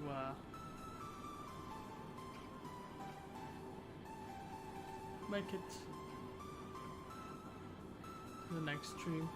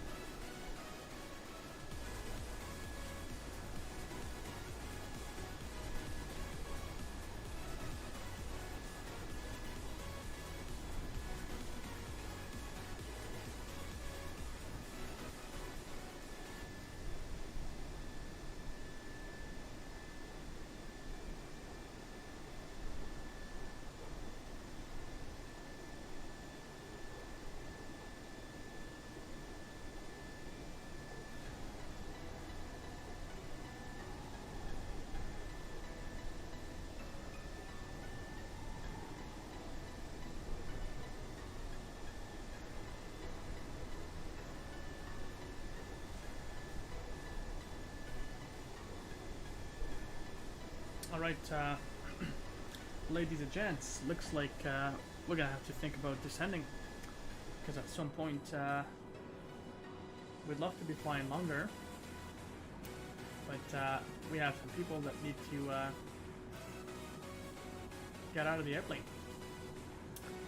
So let's try to contact the tower here and ask them to decrease our altitude. Or should we just wait? I believe there's one more waypoint.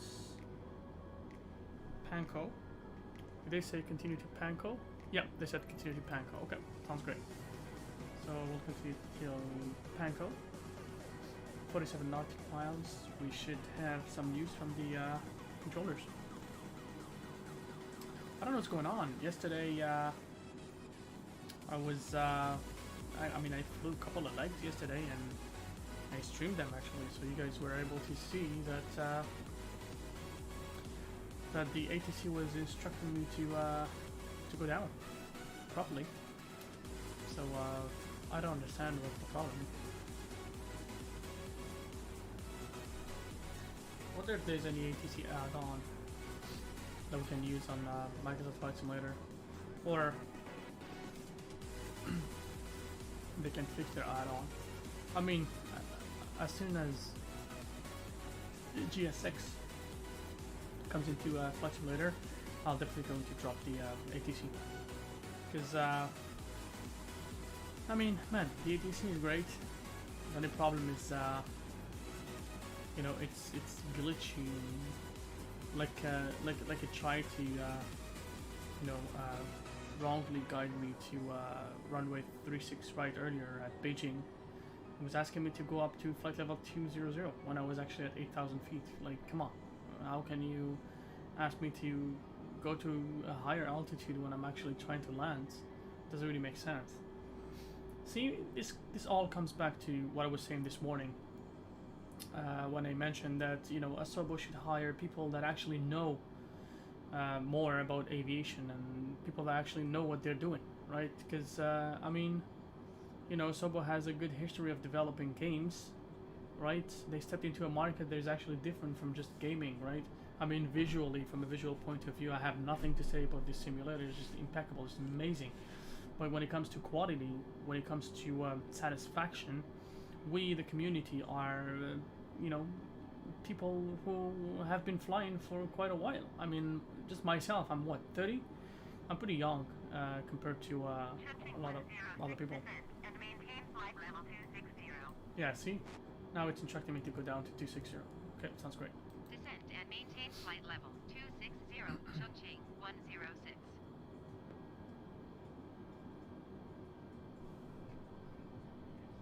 See, and that's when my airplane struggles.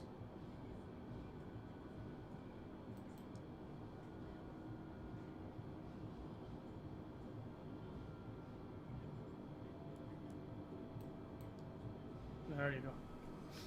Actually pitches up before it pitches down. It's quite crazy. My god, look at these clouds. They're just amazing. Phenomenal. Phenomenal, man. Can't say anything about it. So, yeah.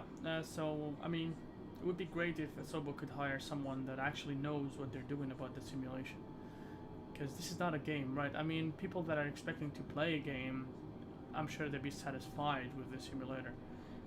With Flight Simulator 2020, but I mean, even people that actually are looking at this platform as a game are actually upset. Go take a look at the forums. I mean, I'm pretty sure that Asobo is, you know, they have access to the forums. I mean, come on, man. What is it trying to do? Hey, open descent, man.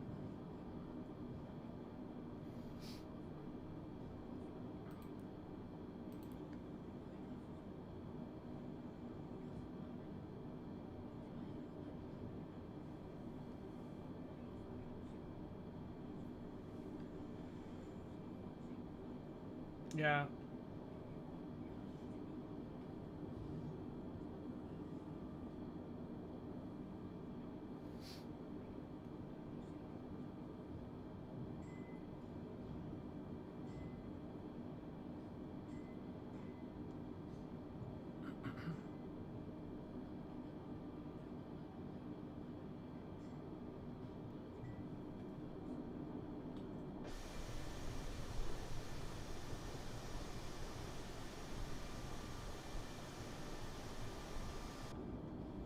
Looks great from the outside.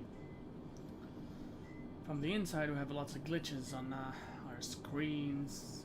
We can switch to. Yeah, we don't seem to be able to switch to. What the heck is a proper speed?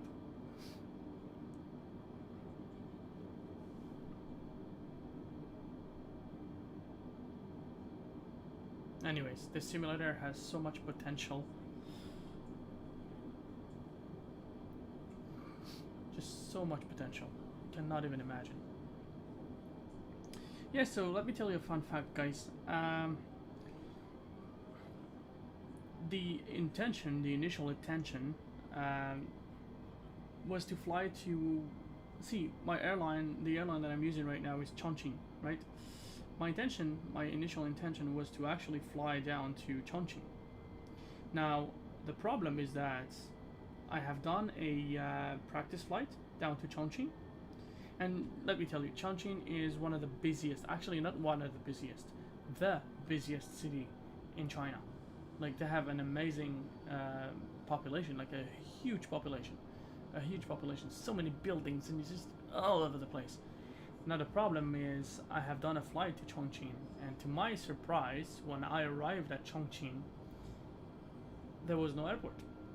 There were just 2 runways. I landed, and I tried to taxi to the.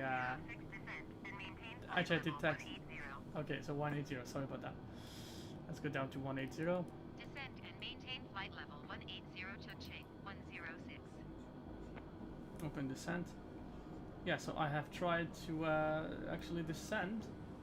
I have tried to land at Chongqing, and to my surprise, there was no airport. There were 2 runways, and then nothing. Just ortho. No taxiways, no markings, nothing at all. No parkings, nothing. Not even jetways. So I was surprised. And I was like, how is it possible? How is it possible to have an airport added without markings, without taxiway? See, that's when a lot of people say that this sim has been rushed.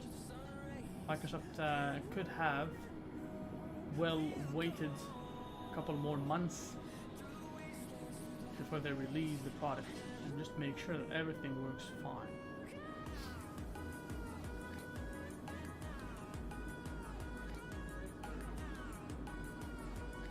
But anyhow, I'm still happy camper here. Just complaining here and there about tiny small details, but look, there's always room for improvement. The whole thing here is it's just our opinion. It's not going to definitely change everything right now. I'm just talking about this, right?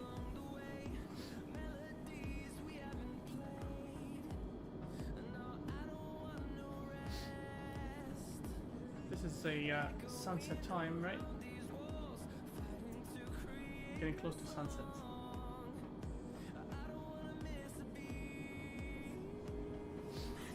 Trying to multitask here. I'm gonna try to dispatch a new flight. Chongqing.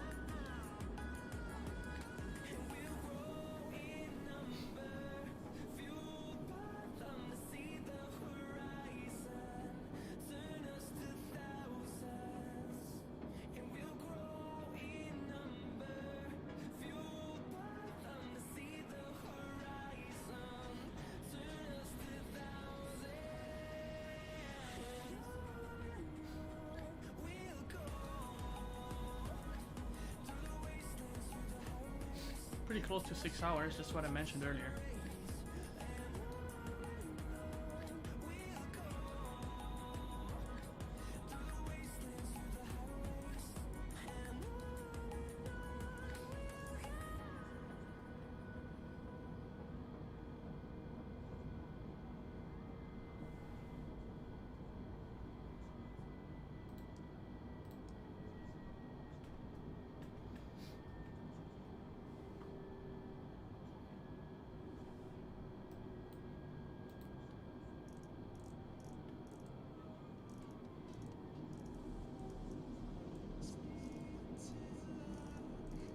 We're going like a rocket, man.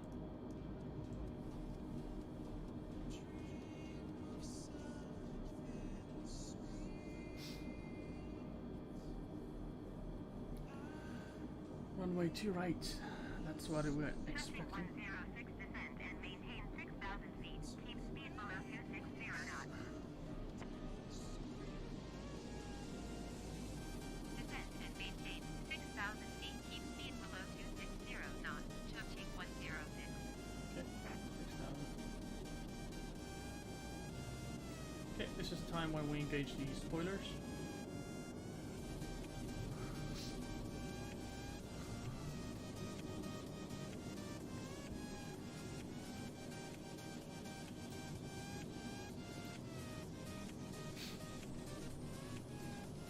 Alright, and let's take a look at the wing view.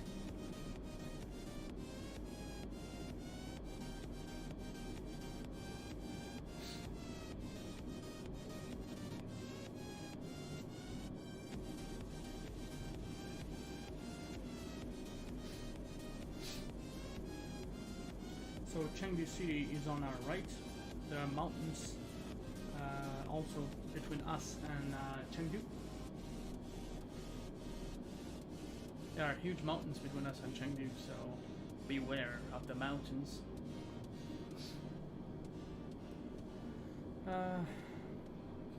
What time is it right now?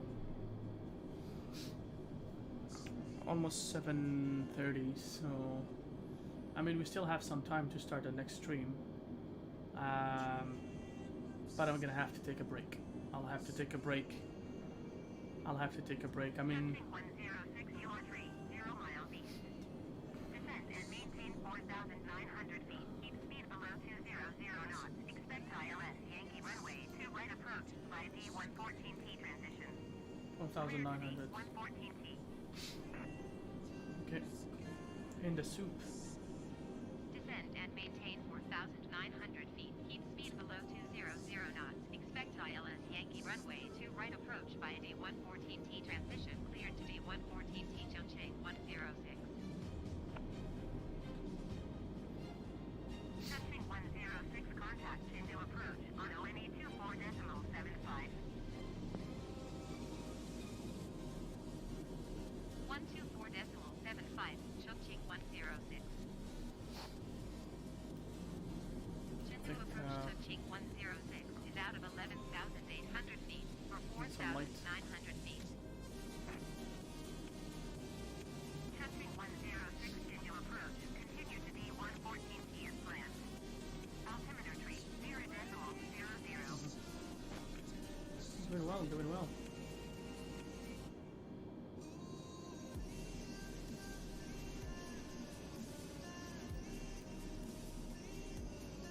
Go ahead and turn the landing lights off. On, sorry.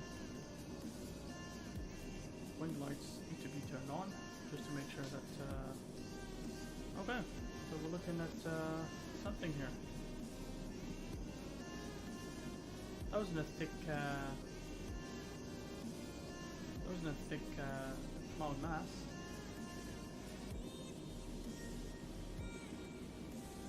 Okay. Fair enough. Fair enough. Possibly a layer of some, I don't know, just clouds. It says light rain, there's no rain at all. So here's Chengdu, on the other side of the mountains. Okay, look at that, there's a city here. That is Jiajia. That's a city called Jiajia. According to Navigraph, this is a city called Jiajia.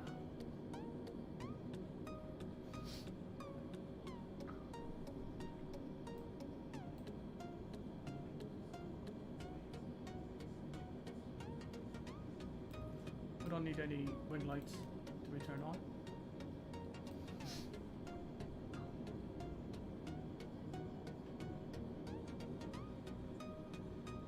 Promising, promising.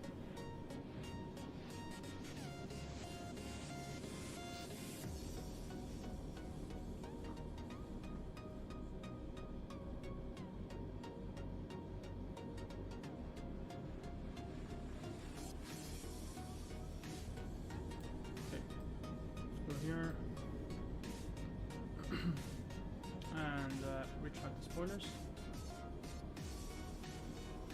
While my friend here, the A320neo, gets crazy here and tries to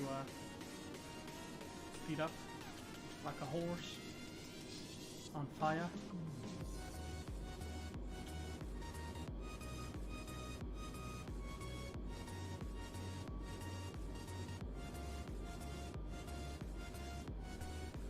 Okay, time to stop the music. My friends, please don't stop the music, but unfortunately we have to.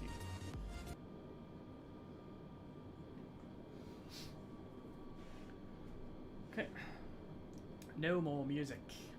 Let's try to take a look at the altimeter. Switch it a little bit. Now, this looks beautiful.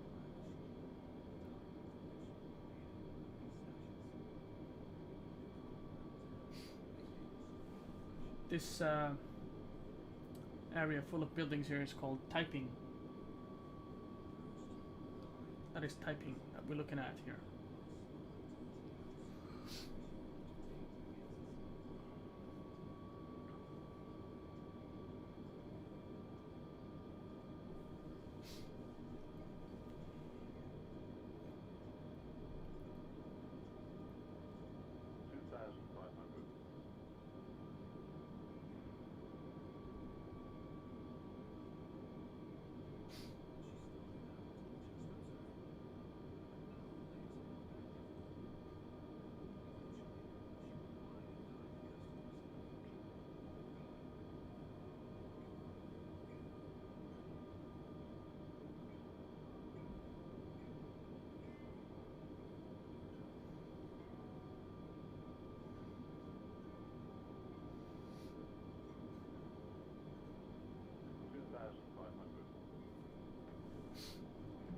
Oh, we are getting into an area here that has very poor ortho. Is it poor ortho?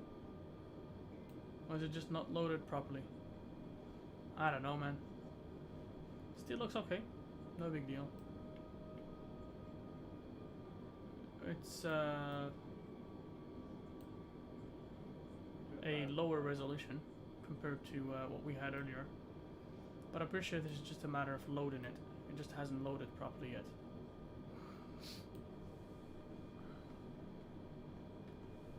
Let's take a look at the airplane from the outside. Yeah, it's surely a matter of not loading. Hasn't loaded yet.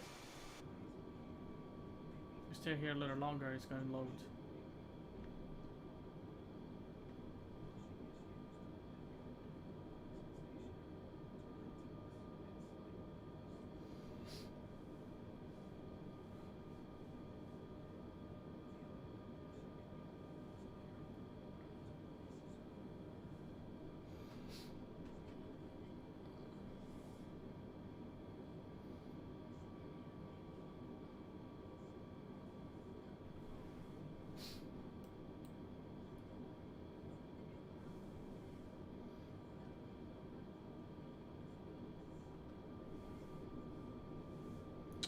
Okay, so let's go to the perf page.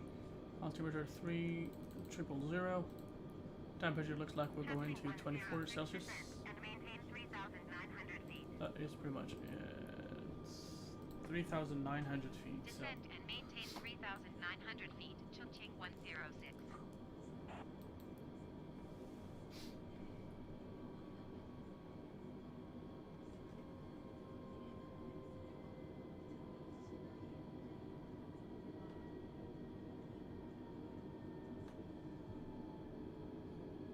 Turn in left.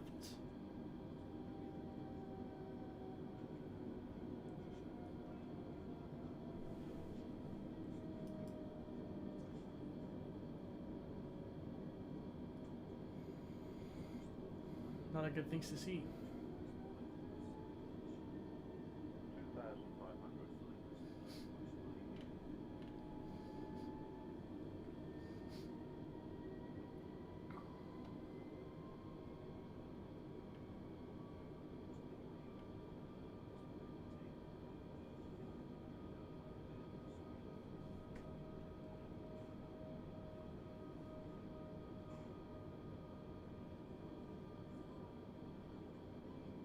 Pretty cloudy here.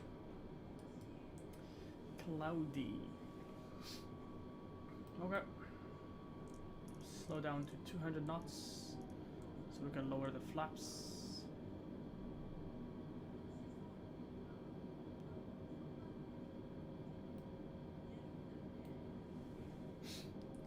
Pengchang in front of us. This city here. Many buildings. That's called Pengchang. By the river.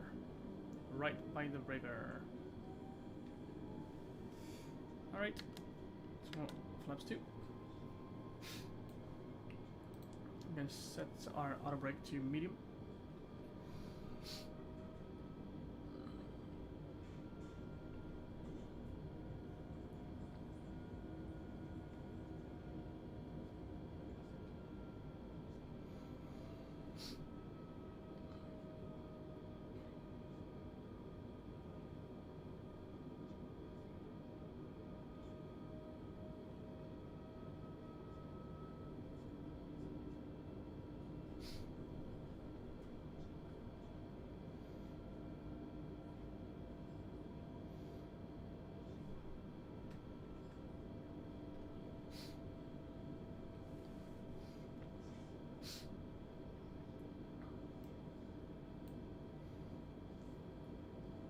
And we can now reduce the speed to 165 safely. Let's go ahead and turn the wings lights on and properly lit up.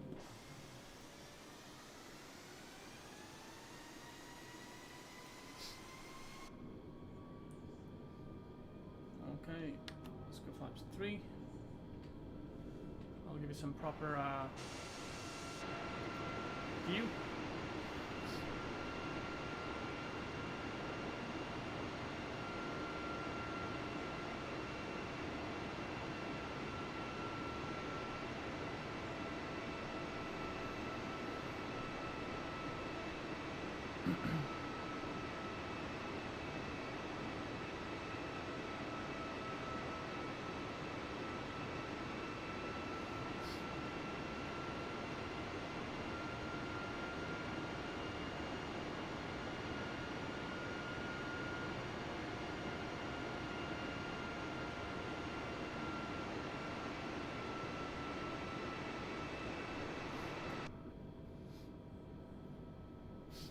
I haven't completed a turn yet.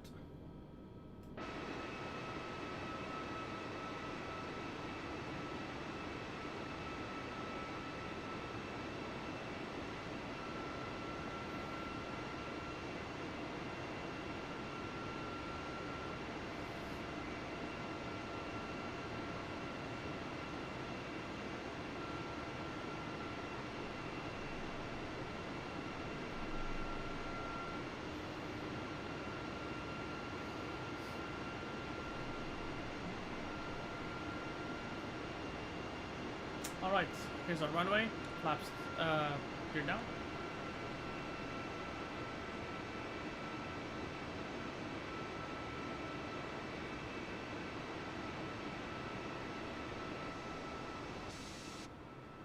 Fantastic, my friends. There you go.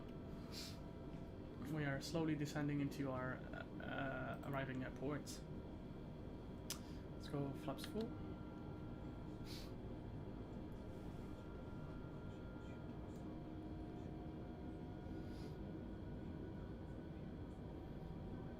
China is definitely beautiful.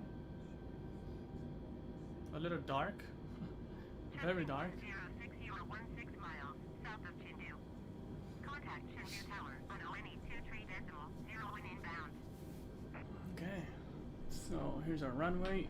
Chengdu. Tower on ONE 23.0 Chongqing 106. And so we have about Chengdu Tower, Chongqing 106, 15-20 minutes delay. South inbound ILS Yankee runway 2 right approach. Chongqing 106 Chengdu Tower. Cleared ILS Yankee runway 2 right approach. Altimeter tree 0.00 wind calm. Cleared ILS Try to Yankee lock. runway 2 right approach. Chongqing 106.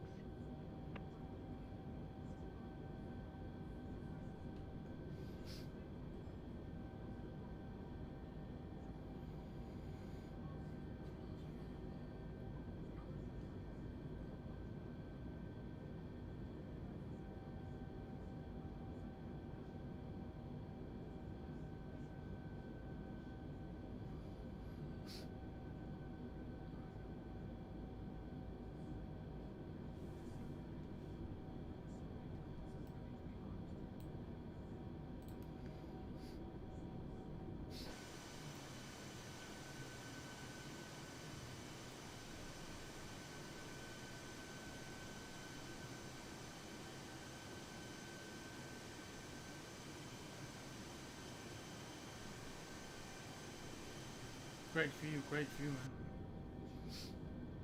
What a view, man. Just gonna try to see if we have the ability to do the auto land. Just want to see how it goes. I'm not gonna touch anything. Just waiting to see what happens with the auto land.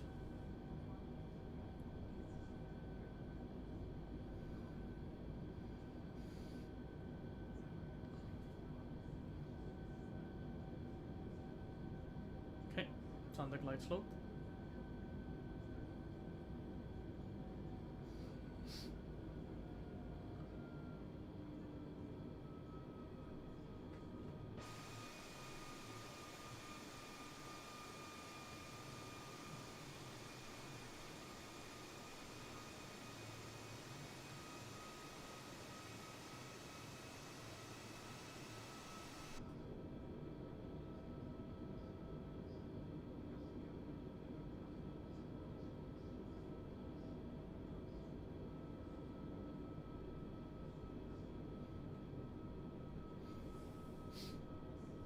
Looks all too good to be true.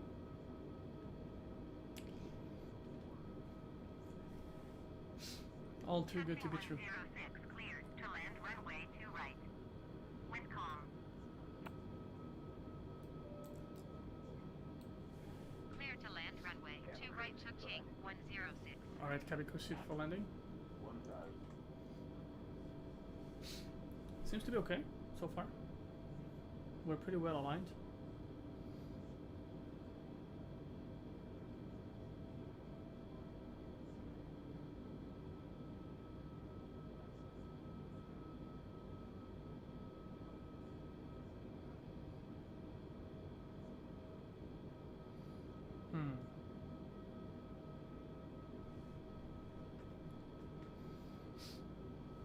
Kind of weird though.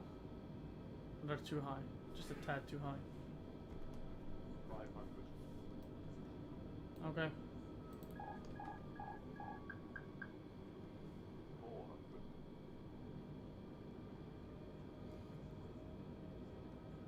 Sync rate. Sync rate. Not sinking. Sync rate. Sync rate.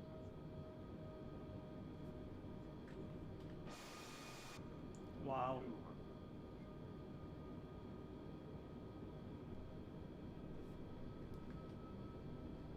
100.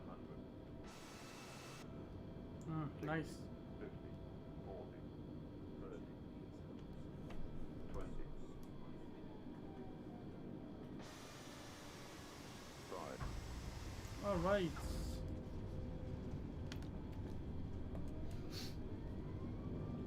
We got a great landing for you guys.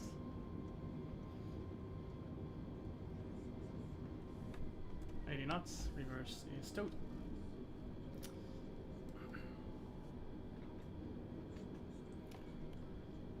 Let's roll till the end of the runway, since this airport is pretty large.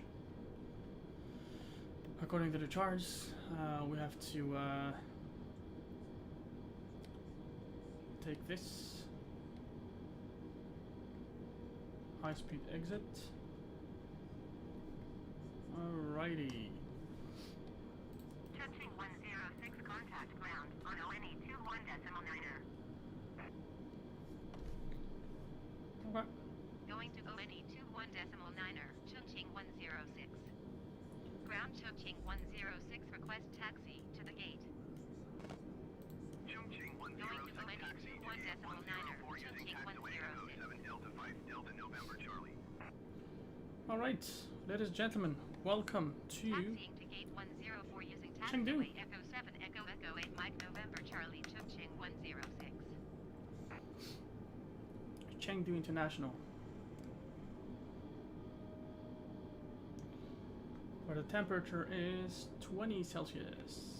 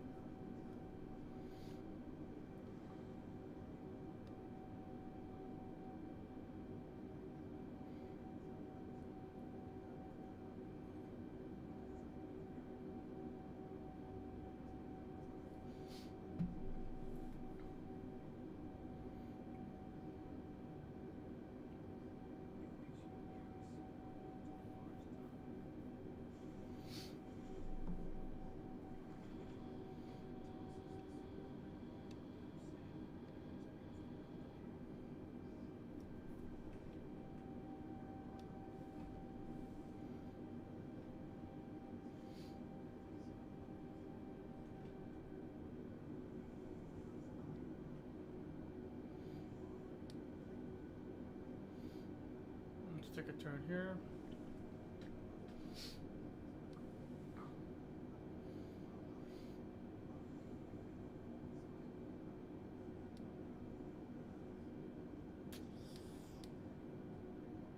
Alright guys, so while we're taxiing, thank you very much for tagging along for these last 6 hours.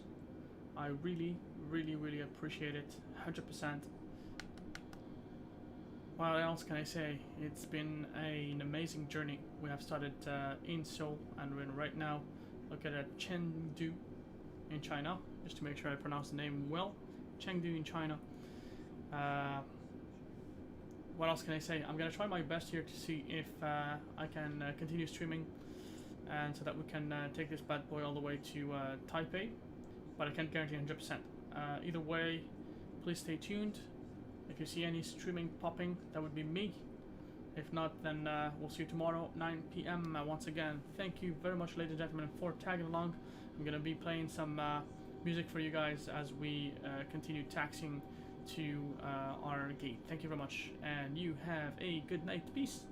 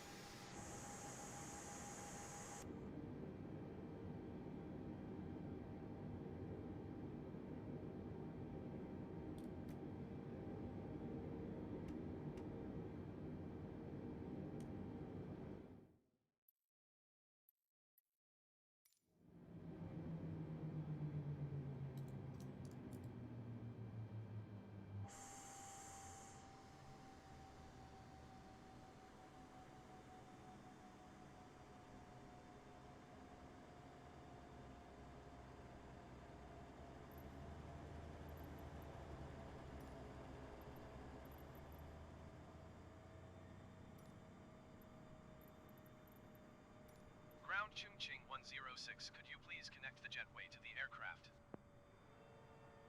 Chongqing 106, the jetway is going to be connected.